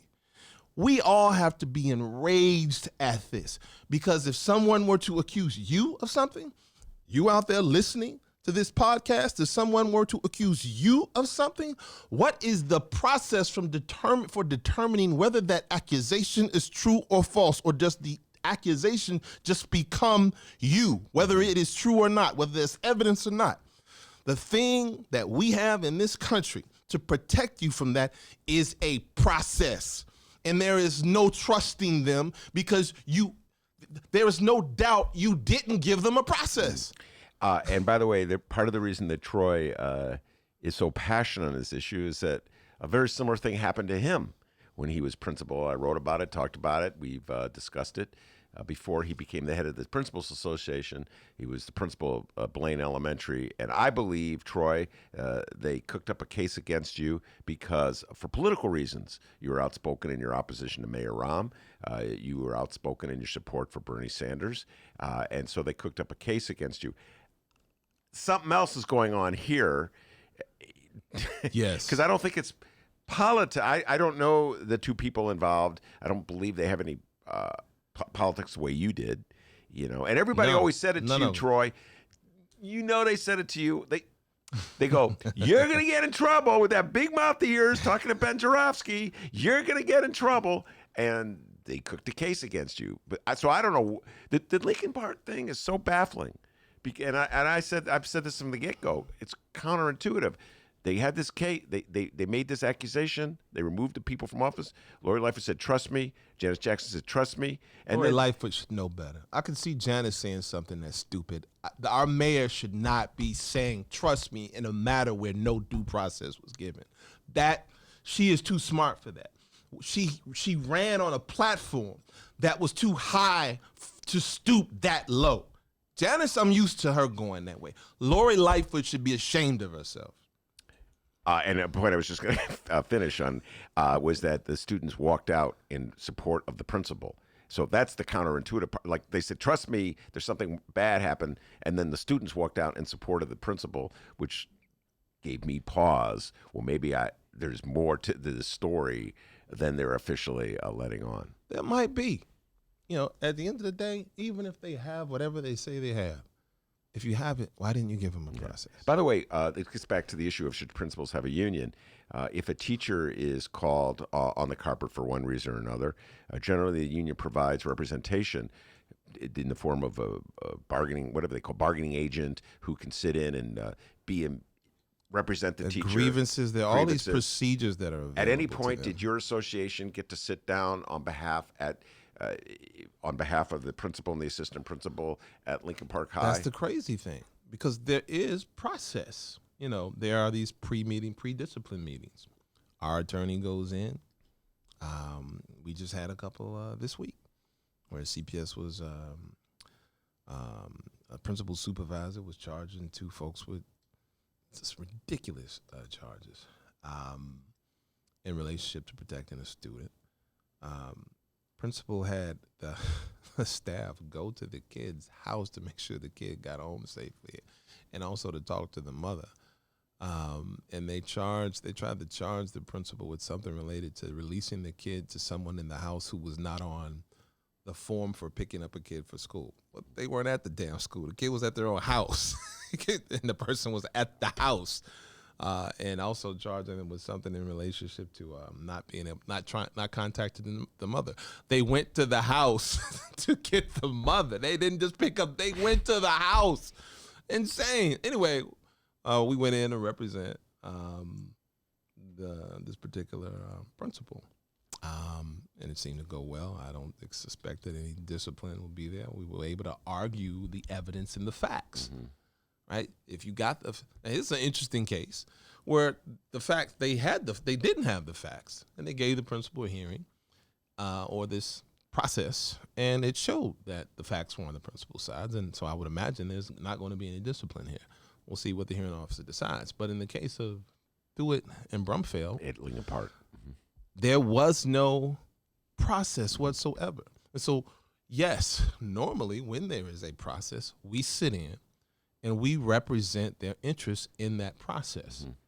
There just was no process this time. With a union, there are more protections other than just that hearing process. Like there are grievance procedures, arbitration. Mm-hmm. There are ways to appeal decisions that principals just don't have. And of course, there are contract provisions, things in the contract that CPS has to abide by when taking steps against a teacher. Principals have no contract that CPS has to abide by when taking steps toward removing or disciplining. Mm-hmm. Other than the contract that the principal has with the individual school board. Yeah. Local school council. Principals, contract. maybe Yes. time that you think about forming a union.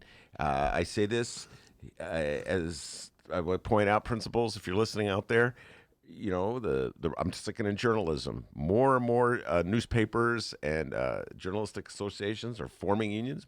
My brothers and sisters at the Chicago Tribune formed a collective bargaining unit. That would have been unthought of, unthinkable, Troy, 10, 15 years ago. And the reality of the workforce in the age of Trump is something you should think about, principals. I don't think principals need to be convinced. We surveyed our principals. 97% support a union for principals, support collective bargaining rights of a union for principals. We surveyed members and non-members.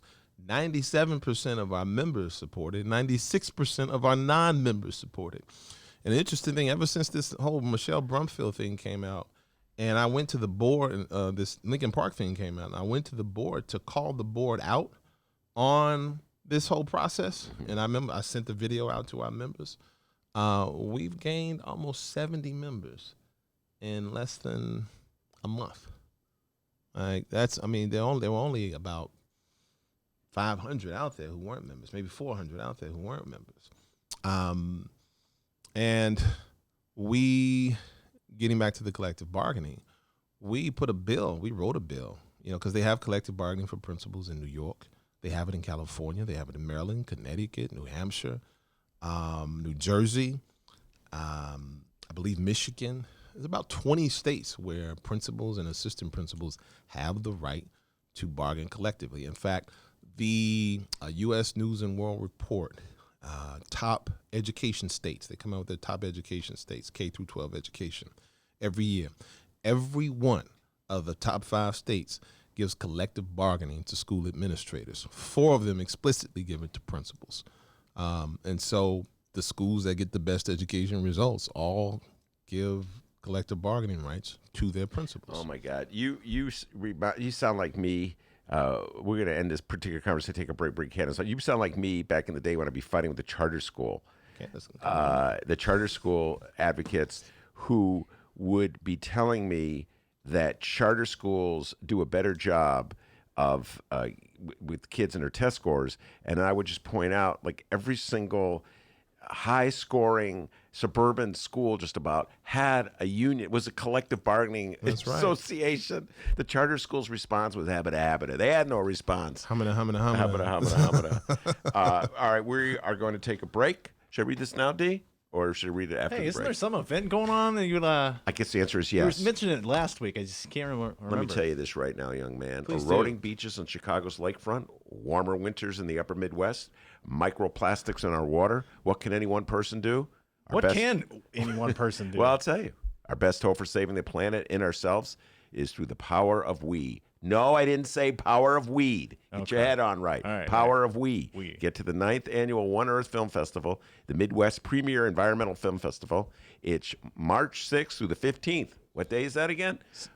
March 6th through the 15th? Very good. There's 26 films, 48 events, 4 counties. Engage with filmmakers and experts. Venues include Tesla Gold Coast, Loyola University, Plant Chicago, Old St. Patrick's Church, Chicago Cultural Center, Lake Theater in Oak Park, and more. Go to oneearthfilmfest.org. That's oneearthfilmfest.org. Candis Castillo joins the conversation with Troy LaRaviere when we return. Read the Chicago Reader to get up to speed on what's what in Chicago. Culture, food, arts and entertainment, weekly concert listings, weekly event listings, the environment, travel. I can continue, but you get the point. And for all of you Chicago political junkies, raw weekly columns on real city politics from Maya Dukmasova and our very own Ben Joravsky. The Chicago Reader, free to the public in newsstands throughout the city and online at chicagoreader.com. Read it now and be a more informed Chicagoan. Did you know that 40% of the people in Illinois opt to be cremated? Well, it's true. And Chicagoland Cremation Options honors their wishes by providing cremation services directly to the general public. Chicagoland Cremation Options provides an affordable, ethical, and easy cremation arrangement, whether in person or online. Save thousands and streamline the process by going directly to Chicagoland Cremation Options. It's a family-owned business operated by my good friend, Douglas Klein. Here's how you reach them. Chicagoland Cremation Options.com. One more time, ChicagolandCremationOptions.com. How did you go from sharing stories over the years to deciding to write a book? Good question, Mayor. Good question.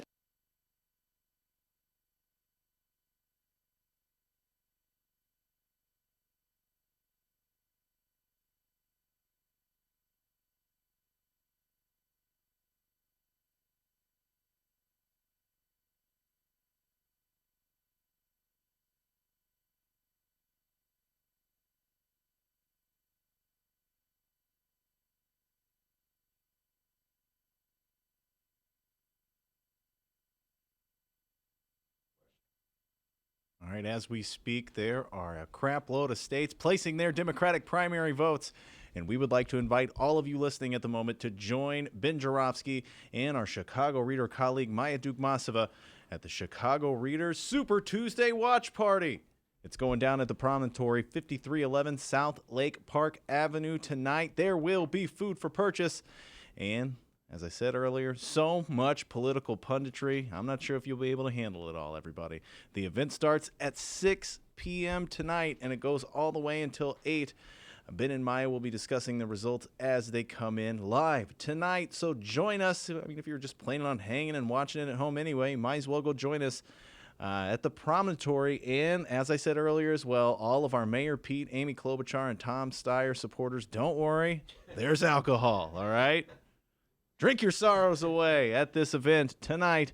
It's Chicago Reader's Super Tuesday Watch Party at the Promontory, 5311 South Lake Park Avenue. Google it, get there, and let's have a good time. And as always, you can watch it live on both the Ben Joravsky Show and Chicago Reader Facebook pages. Welcome back to the Ben Joravsky Show, live from the Chicago Sun-Times. And to remind everybody, Jeanette Taylor, Alderwoman of the 20th Ward, will be there. Del Marie Cobb, political strategist extraordinaire, will be there. I believe Candis Castillo may be there as well. So it's going to be a lot of fun. A lot of people with strong opinions and the ability to express and articulate them will be there. It'll be a very interesting night as the votes roll in. All these primaries here tonight. Candis Castillo, welcome to the show. Troy LaRaviere is still here. And I promised that we would broaden the conversation. Troy and I were really on a riff about politics here in Chicago, school politics, the way the CPS treats its principals, and whether the principals should have a union. We'll put that... Wait, one more thing about that before you put it away.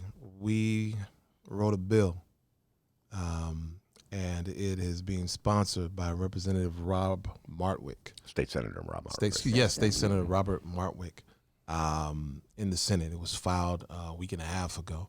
And the interesting thing is, Robert Martwick heard about the existence of that piece of legislation sitting right in the seat where Candis was on this show. Yes, he did. And so we're certainly going to be asking people for their support for that bill.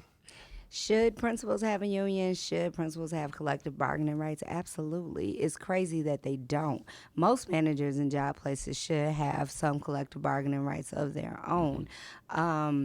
There's some contracts that are wall-to-wall contracts throughout the United States.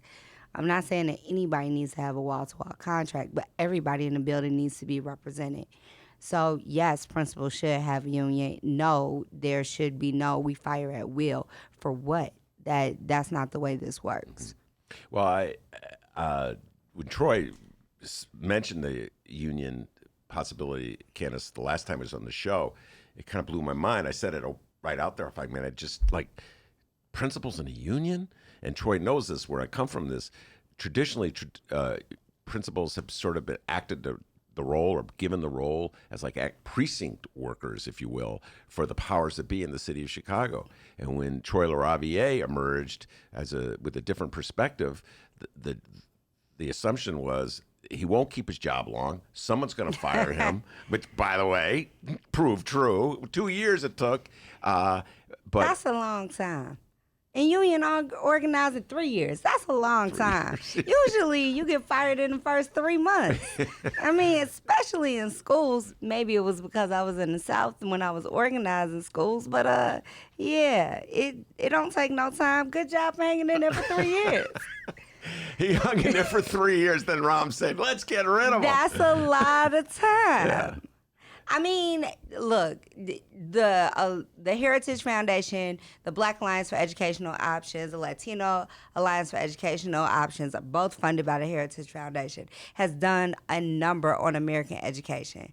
I organized teachers in post-Katrina New Orleans. I organized charter school teachers. I can run a gamut on educational advocacy all day. But what I will say is principals need to have collective bargaining rights, especially as these school systems change and principals are being pushed not to be principals. Let's just put it like that. So as these school system changes, yeah, they need a voice. They need a seat at the table, and they're the people in the classroom. It's too many people who are not in the school building at all that has a voice in what happens in our school children's classrooms. So as a CPS parent, I want my principal and assistant principal to have a voice. All right. Well, Troy, you should know that Candis Castillo is the chief of staff to Alderwoman Jeanette Taylor. So if you're looking for local support, that may be somewhere to go. All right, let's move to Super Tuesday. And while we were at the break, Candis offered an interesting take on what went down in South Carolina, alluding to an article that was, or an essay that was in The Nation. Well, why don't you articulate the point you made, and we'll have the discussion. Go. So there was an article in The Nation that basically boiled down to, look, it's not that Southern black voters are uneducated.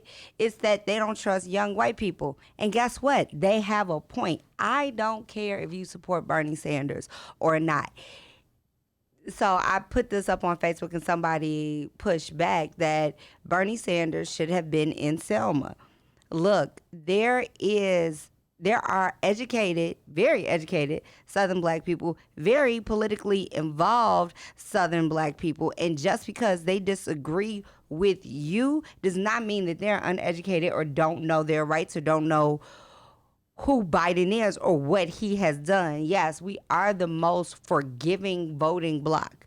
That is true. Black people are, but we also are not a monolith in what we see and what we want to do. And in a lot of times when we followed young white people on what they have put up, it has not worked out the best for us. So I think Bernie should have been at the Bloody Sunday rally. Period. Yeah. Oh, it was said that he went before, and we don't need just a photo op. You're right. You don't need a photo op. But if you are appealing to people under the age of 30, you can re-educate. Yes, even a white guy educating black people on what Bloody Sunday is, and young people may have taken a different type of interest. Young white people too would have taken a different type of interest just by virtue of him being there. But we don't need another photo op. That rubs me totally the wrong way. So yeah, I really want the words that Ben can't say, Bernie Bros, to have several seats. I can't say the word Bernie. I can say Bernie and I can say Bros, but I can't put them together. Say them together. I think there's a lot of Bernie Sanders supporters who they need to tuck their privilege in because they're showing right now. Troy, you have thoughts? Yeah, my thoughts are pretty much the opposite. Number one, I think that it's interesting that we have found this way to try and attack Bernie Sanders by sort of trying to give a name to a group of his supporters. No other candidate gets that. Like Biden has, I'm sure Biden has assholes who support him. I'm sure Warren does.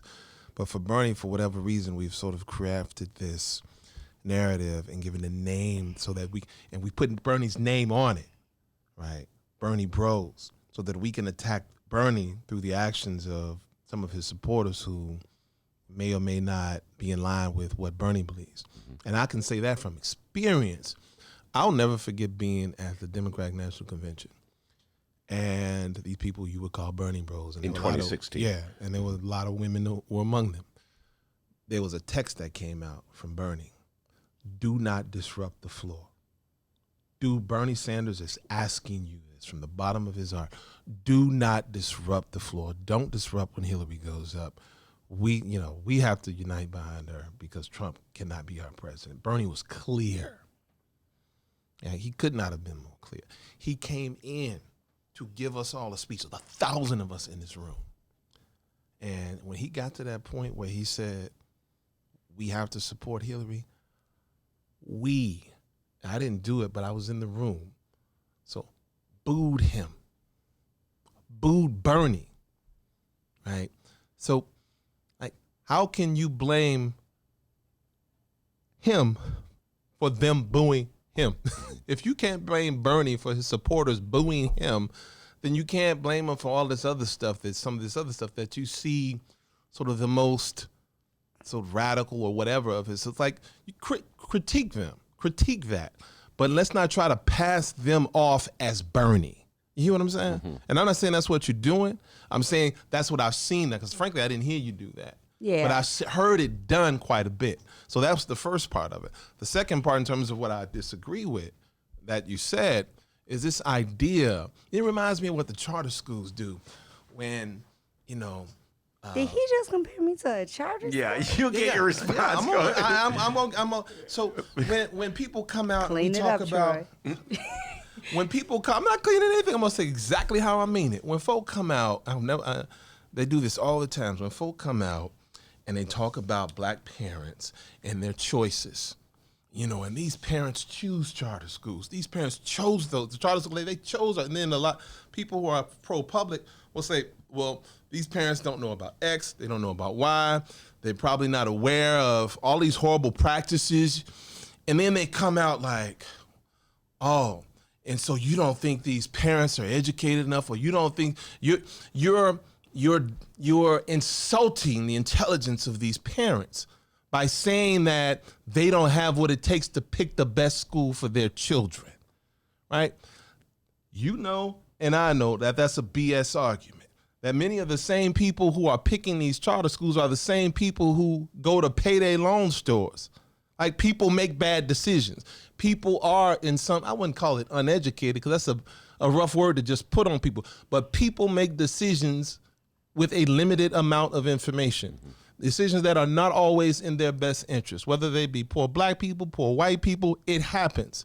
And so when someone then goes and says, so that's what it reminded me of. And so to bridge the analogy, here you have people who we're saying who voted for Joe Biden. And we're saying something similar to the folks who support public education. We don't know if these people had all the information they needed to have. And all of a sudden, because we're now on the side of the person or not on the side of the person we wanted them to pick, now all of a sudden there are these highly educated people who know, like, we have to pick a side. Either people can make decisions that are not in their best interest because they don't have the best information, or they can't. But we can't switch sides. We can't switch our analysis depending upon what the issue is. But here you go. Here's the difference.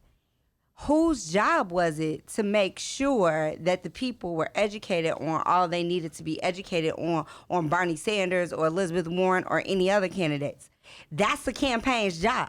If the campaign already conceded South Carolina to say, the black people, we not gonna win, and didn't go into those communities and educate like they should, then that's still on the campaign. Then the buck stops with the candidate that still stops with Bernie Sanders and not none of the bros. Period. You're creating a different argument. I am not You're creating an entirely different I argument. am not creating a different argument. You're saying that they were supposed to be educated. That's not they what I should said. have known. That's not what I said. You're doing a Janice Jackson on me now. You're trying to Now create my argument for me. Now Janice. Charter schools and now That's what you're doing. Charter schools and Janice. My argument is not that they're supposed to. I'm Janice. My argument is not that they're supposed to know. My argument was that they didn't have the information. And if they right? didn't have the information, whose fault is that? That's a separate argument, right? The original thing you were saying was that it's not that they didn't have the information, that these people are making intelligent choices. They're making informed choices. And so I'm going back and saying, let's challenge that thought, that let's look at the reality here, that it's possible that they didn't have information. And if we can agree on that, then we can go into who's responsible for ensuring that they have it. I think it's both and. I think it's both and. I don't think it's. I think it's both and. I think you have to look at some of these campaigns, and it's not just Bernie's campaign, conceded the South long time ago. Amy Klobuchar got out the race because if we don't talk about the Black Lives Matter action at one of her events in Minnesota, which she didn't want to be the next day's news, and she knew it was easier to get out the race than actually have that discussion. Same thing with Mayor Pete. Mayor Pete had no black votes. So when you looked at the rest of the map, they knew they couldn't make it any further, period. You don't get an argument from me on that. So you're talking I'm not a charter school at Janice anymore. but they don't get. You get talking about the strategy you use. When you look at the map, if you're not. When you look at the map, they just said it's easier to get out and jump behind Biden and jump behind that ship. You're talking. There's two essential points have been made here. Let me apologize for No, I'm Janice. joking. I'm joking. Who are you apologizing to? I'm not calling. I'm talking about the sort of argumentative strategy that was being used at the time. That's all I'm saying. Sort of joking. I'm not comparing sort of you joking to Janice Jackson or the charter schools. That's a low blow. In terms of their morality and ethics and all of that. Just the argumentative strategy. No, but there is a charter school argument. Right. And I have been hit with that charter school argument more than once. That who are you, Ben, from the north side of Chicago, to tell black people on the south side of Chicago they can't go to a charter school? Which, by the way, I've never made that argument, but I've been hit with that argument many times by some of my best friends who are state reps who supported charter schools, and I will not name them. The charter school conversation is a very loaded conversation, especially in this now that they exist, right? New Orleans had 92% charter schools when I left. It's loaded now because black and brown children are actually in there. So what do? They all close down and go back to public schools? Yeah, that's loaded too because some of them in New Orleans have. It's a loaded conversation that no matter what side of it you on, you could feel like you're not going to win. Listen, okay, who are on charter school? I just say this to charge. My response has always been, you got to pay your teachers. Charter schools are going on the cheap. We're on a tangent. We're going to get back to but I just want to say, don't get me started on charter. Yeah, they get it on the cheap. And so what I would always say, are you telling me that it makes sense, a long-range strategy, to have black communities dependent on schools that pay their teachers less? Are you saying that that's somehow or other in the best interest of black students, black parents, black communities? You put that low a value. In our country, value is measured by money. You know that. I think paying your teachers less is the tip of the iceberg. And teachers, principals, school professionals being able to organize, even in some of these charters, they don't even want the parents to organize themselves into PTAs or other parent advocacy groups. They don't even want that. So paying the teachers is the tip of the iceberg that is an enormous glacier under the water. Let's just say that. My argument against them is in the reverse. My argument is that your results are embarrassing, that your results are pathetic.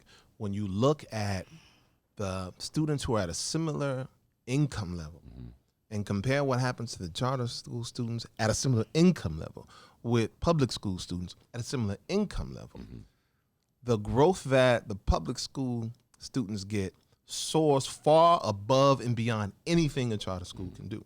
That's where you start. Your results are pathetic. And then you get into why those results are pathetic. Oh, might it be because you're paying your teachers at 70% of what a normal CPS teacher would make, and therefore you can't keep a staff, that you have this insane turnaround where you can't even get a critical mass of institutional practice that you can pass on to the next generation of teachers, because there is no generation of teachers there. It's in, out, in, and out.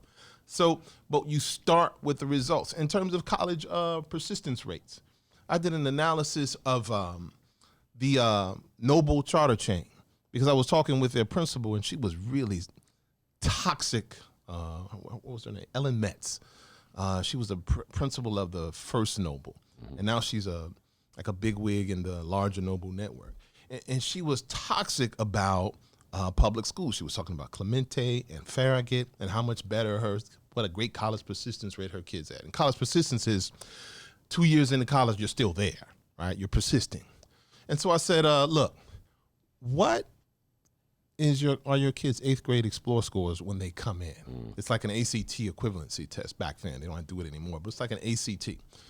And do they compare with the scores of the students that you the schools that you compare yourself with? Right? And she was like, well, it's like maybe a point difference. So I looked the scores up, and it wasn't a point difference.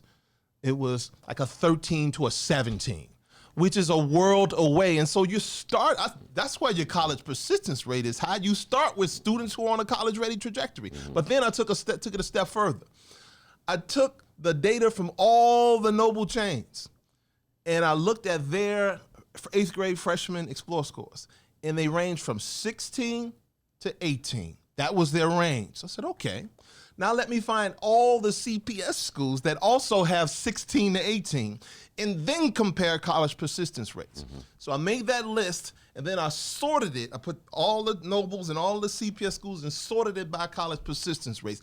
Guess what schools populated the bottom of that list? Noble. Every single one of the schools with the worst college persistence rates, when you start with the same group of freshmen, similar achieving freshmen were on the bottom of that list. So again, your results suck. Your results are horrible. The academic growth that your students undergo is far inferior to the academic growth that a public school student would get in a public school. And then we go, maybe that's because you don't pay your teachers enough. Maybe that's because you divert money to these management organizations instead of investing it in your students. All right. We went on a tangent here on Ninja Charters, which I could talk about all day. I want to go back to something that you said, Candis, and I'll make draw a distinction. A strategic decision by the Bernie Sanders campaign not to campaign heavily in South Carolina.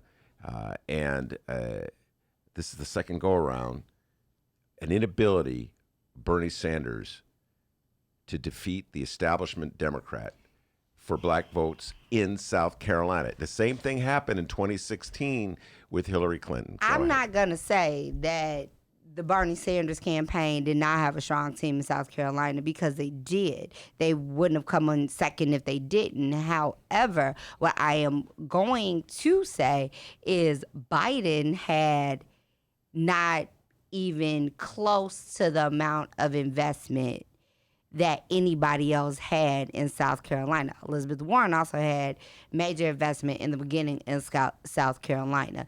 Biden had more investment in South Carolina than almost anywhere else. Iowa, he had investment in. New Hampshire, not really. Not as much as he had in South Carolina.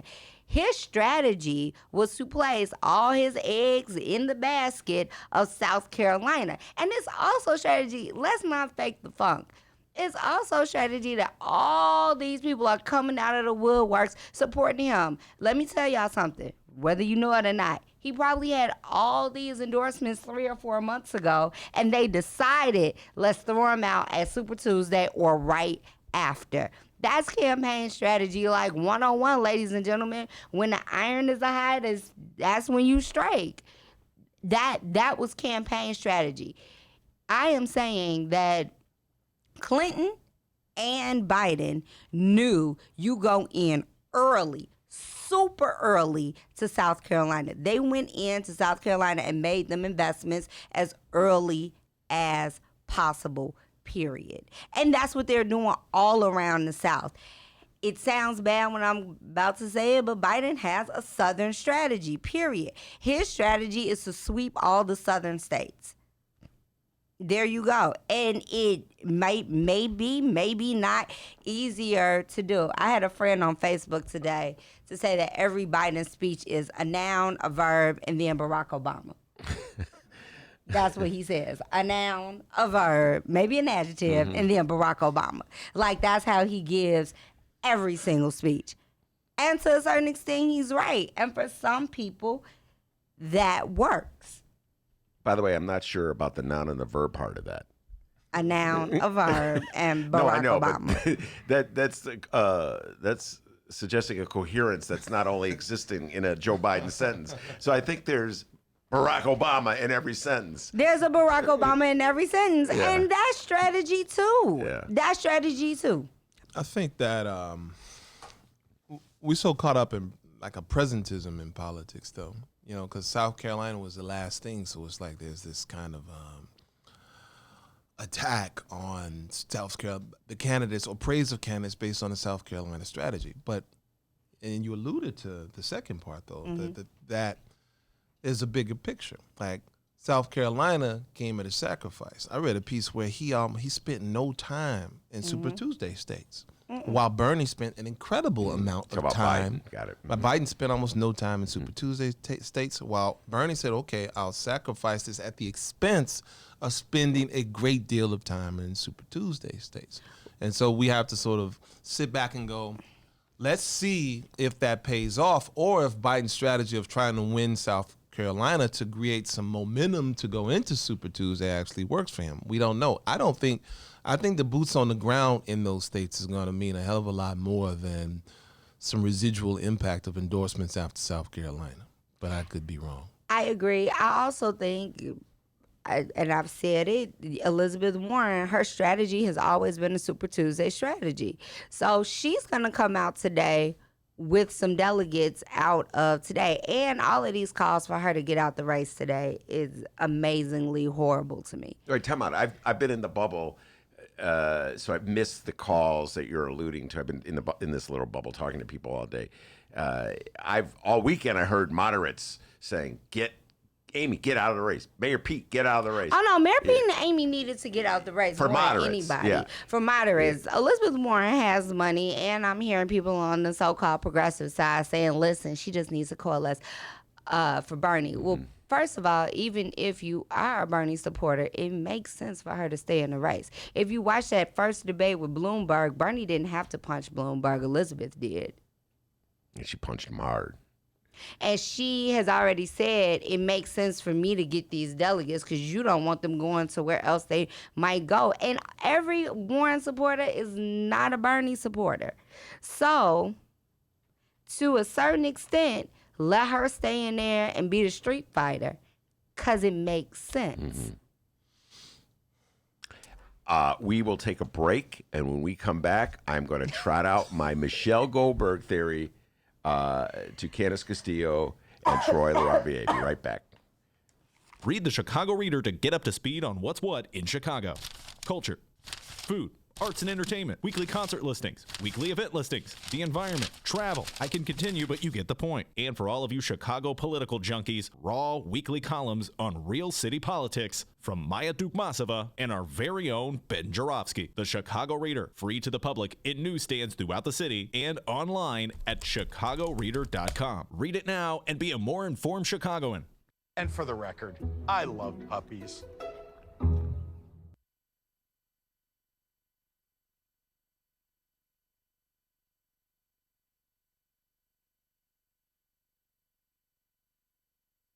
I think there's a lot of incentive to blow up disagreements in the party as like huge fights, because I think it's important for us all to recognize, and we do this in our rallies, to recognize the people who have been in this fight to allow us to have this window as we do right now. You know, Nancy Pelosi, that's Mama Bear of the Democratic Party, you know? And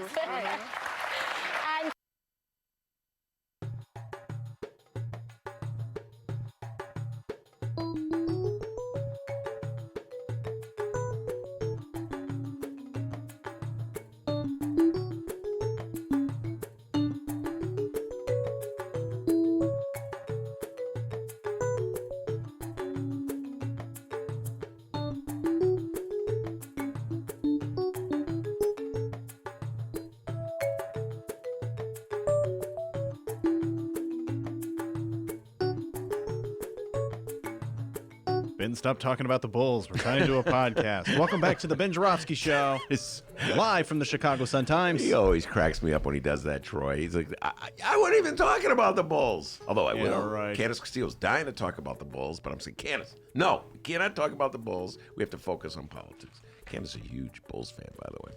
Well, don't throw the Bulls under the bus. Oh, my God. I'm from Chicago. I'm a Bulls fan. That's like the only Chicago team I got left. Thank you for saying that you're not going to throw the Bulls. They won last night, all right? First time for everything. Yes, they won. Yeah, well, it's the second time this year they've won, and they managed to win even though they have not figured out that you're supposed to throw the ball in an inbounds play to a person who wears the same color jersey that you wear. Okay, it's like a fundamental one-on-one of basketball. Like if they're wearing the same jersey you're wearing, you give them the ball. Bulls have not quite figured that out, but you know, it's still kind of a young season. Hang tight, non-sports fans. Before we continue here, we just want to remind everybody one more time. Tonight at the Promontory, 5311 South Lake Park Avenue. It is our Super Tuesday watch party. Chicago Reader columnist Ben Joravsky along with our colleague Maya Dukmasova. They're going to be there at 6 p.m. tonight, going until 8 tonight. talking all things Super Tuesday. As we speak, so many states are voting their Democratic primary votes, and we're going to be talking all about it. Hang out with like-minded political people, or if you can't make it, well, you can check it out on the Ben Joravsky Show Facebook page, also the Chicago Reader Facebook page. Also, we're looking for music. Oh, yeah. Send us your music, all right? We're going to end our show with our brand new theme song that was made by Michael. Michael, thank you very much for doing that. It's a very good song. We're going to keep playing it. If you know someone who's in a band or if you make music yourself and you would love to have your music featured on the Ben Joravsky Show, and if you would love to not sue us, oh my goodness, we will play your music. Yeah, please don't sue us. But hey, send it BennyJShow@gmail.com, BENNY, the letter J, show@gmail.com. We look forward to hearing your tracks. You should bop that track during the breaks, man. Like doing when we come back in. That's a good track. Oh, that one that we played at the top? That's a good track. Yeah. Michael, he's a fan. Dude. It's going to be. Remember the one of the first times Troy came on the show and you were playing some song? Fela. Yeah, and I don't think we have the rights to play that. Oh, hell no.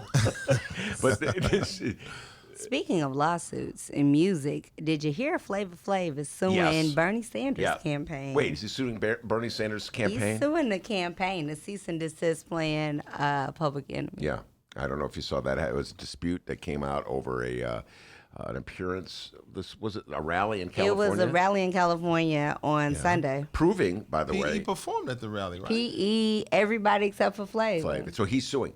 By the way, proving the point that Candis made.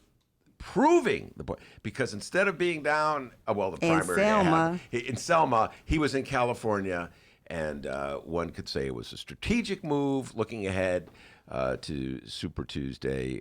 One could say it was a bad move. I'm saying it was a strategic move. Yeah. Now, I just say this before we move on. Full disclosure, Troy was a Bernie Sanders delegate. That's correct. Thank you, Mr. Mueller, in 2016.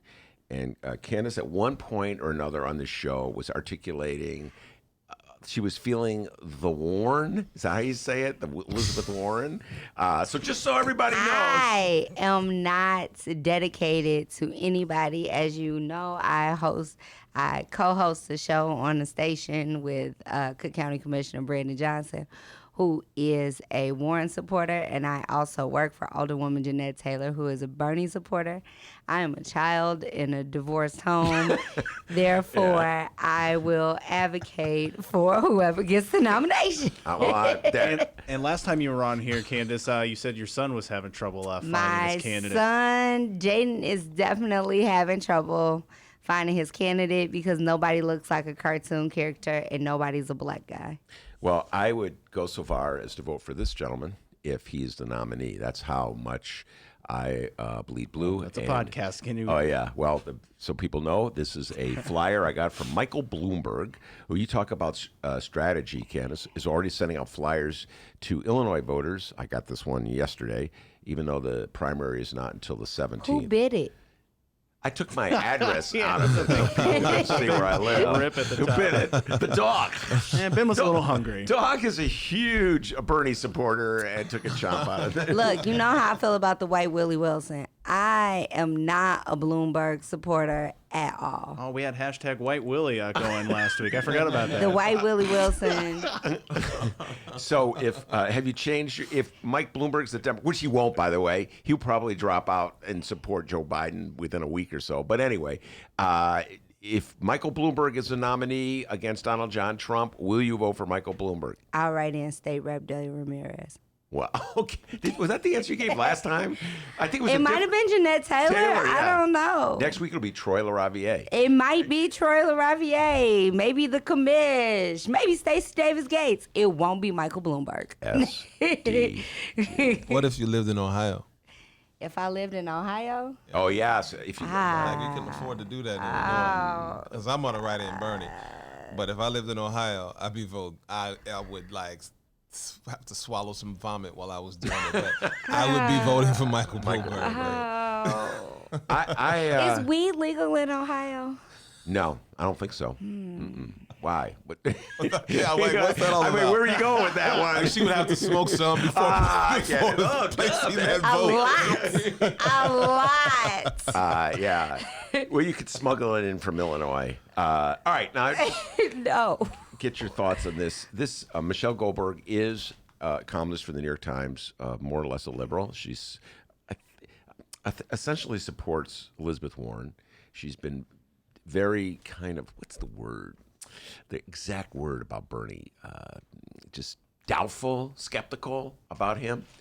And from the get-go, she just doesn't think it's possible that a Democratic socialist who's 78 years old, I don't even know if the age matters with the Democratic socialists, but whatever, can win.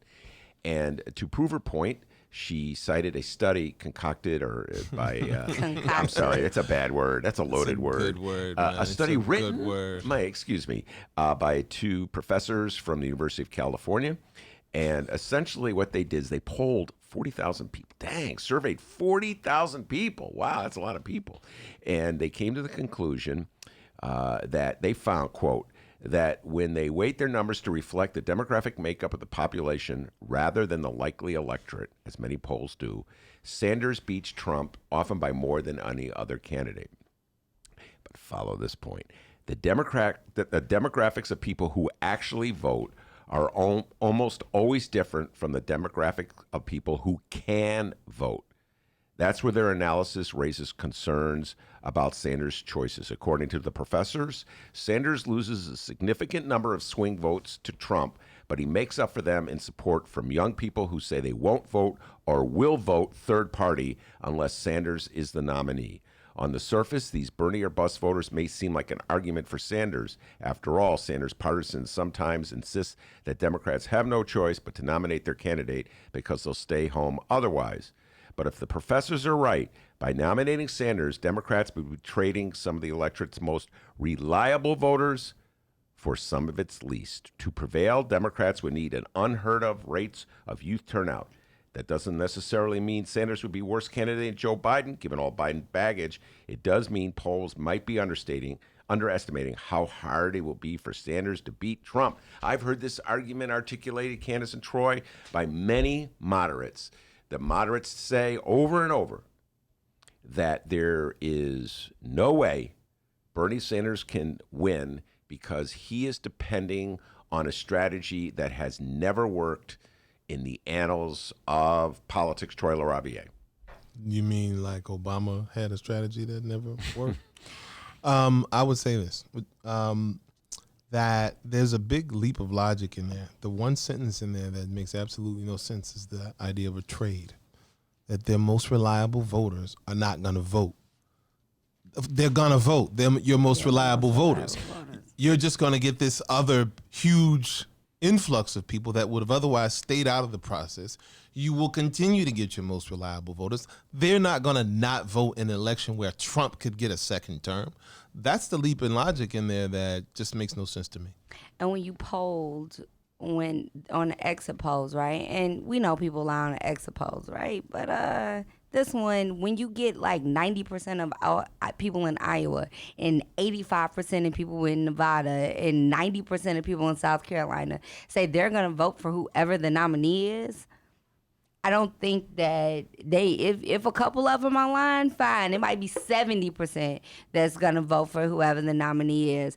I think the last two Democratic presidents have been jumps in logic, and that was Barack Obama and Bill Clinton, regardless if you want to take it there or not. And Trump is defying logic. Voting for Trump defies logic, period, point blank and simple. Leaving that space empty defies logic. It just doesn't make sense. Bernie Sanders makes sense to a lot of black and brown people, working class or working poor. He just makes sense. So what doesn't make sense is her analysis. Sorry. So in other words, you don't buy the notion that Bernie supporters who tell pollsters that, yeah, they're for Bernie, will just not show up. That's what they're essentially saying, that they won't show up. Push comes to shove, they won't show up. This is it is a fear tactic. I wrote about this for the Reader just this week. It's just been on my mind. It's like a horror show. They're trying to scare Democratic voters away from Bernie.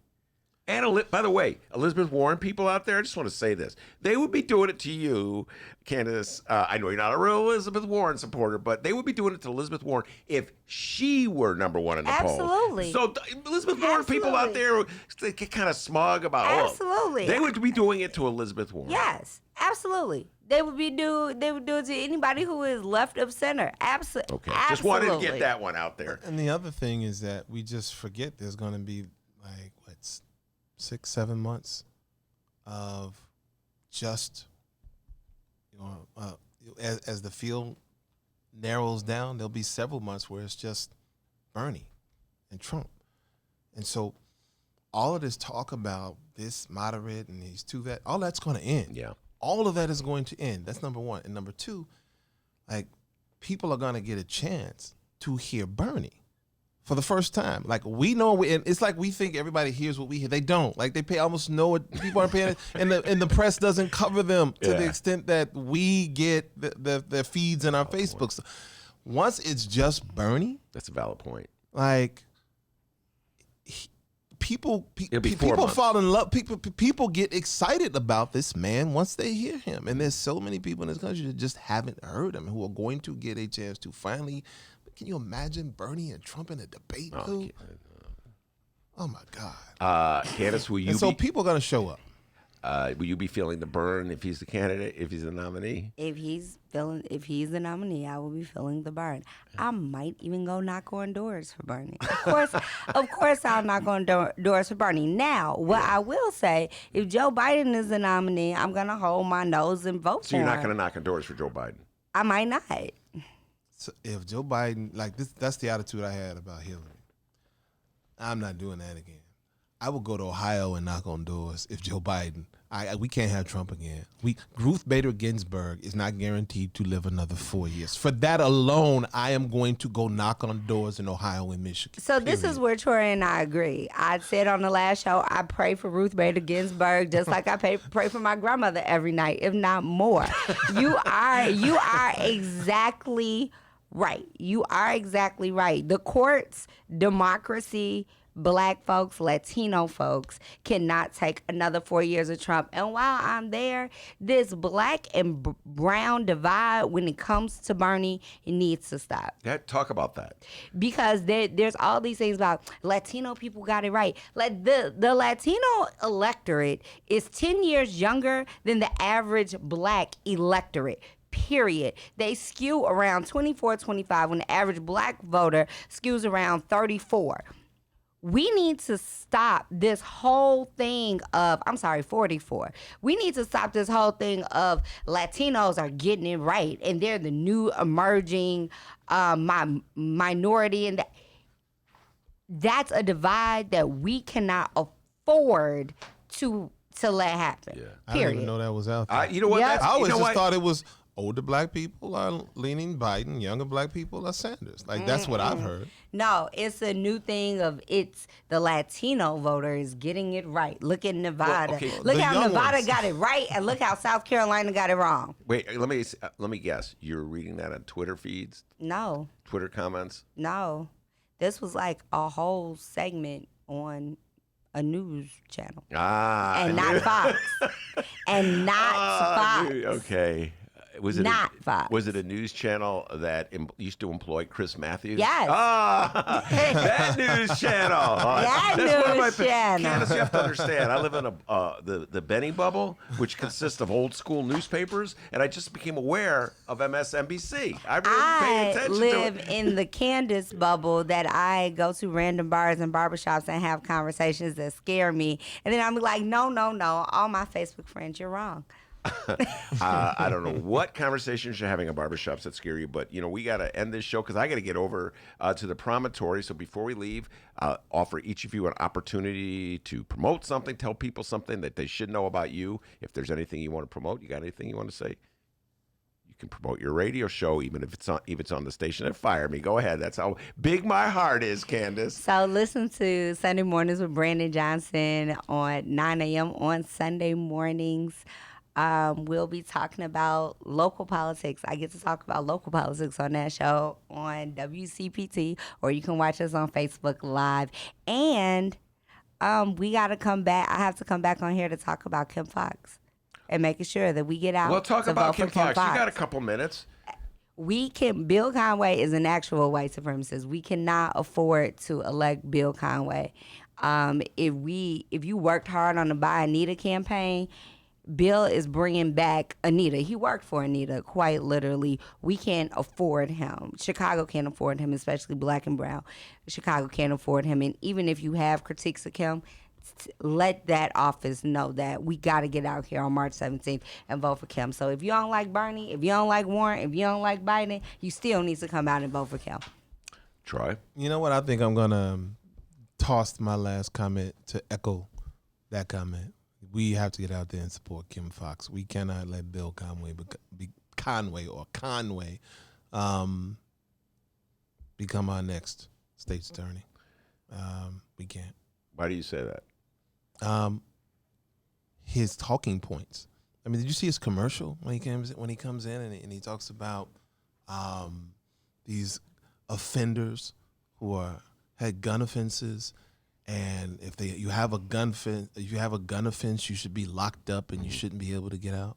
Like, he is talking about a return to mass incarceration. He is talking about targeting, and he's using all of this subtle racist BS, like you said, real white supremacists, to stoke the fears of people about the specter, the boogeyman that this country has created for the last 400 years, the specter of this black boogeyman who we need to lock away and protect you and your daughters and sons from.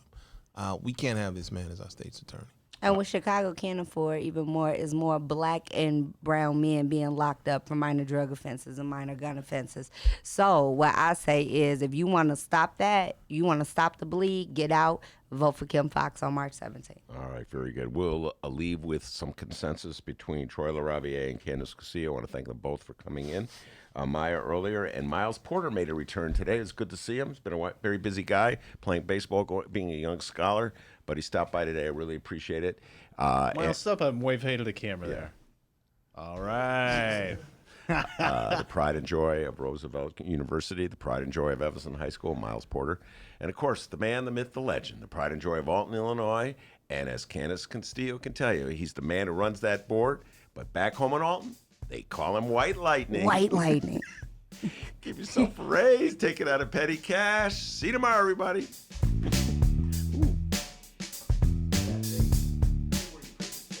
Hey, and remember, you can download previous Ben Joravsky shows and Benny J bonus interviews at both Chicago Sun-Times and Chicago Reader websites and wherever else you download your favorite podcasts.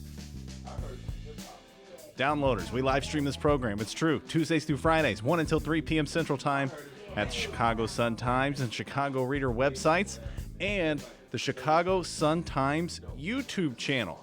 Join that YouTube channel and you can join the live stream chat room. Oh, man. Hang out with Jay Marie. Hang out with KMA, Barry, Brianna, Steven, Jeff, and so many more. It's the Ben Joravsky Show live stream chat. And, hey, if you ever go to that, click like. Turns out that helps. And subscribe. That would really help out as well. Shout out once again to Michael for our brand new theme song. Troy LaRaviere likes it. Ben Joravsky likes it. He gets the approval. Candis Castillo likes it, too. And Candis Castillo likes it. We'll see you tomorrow.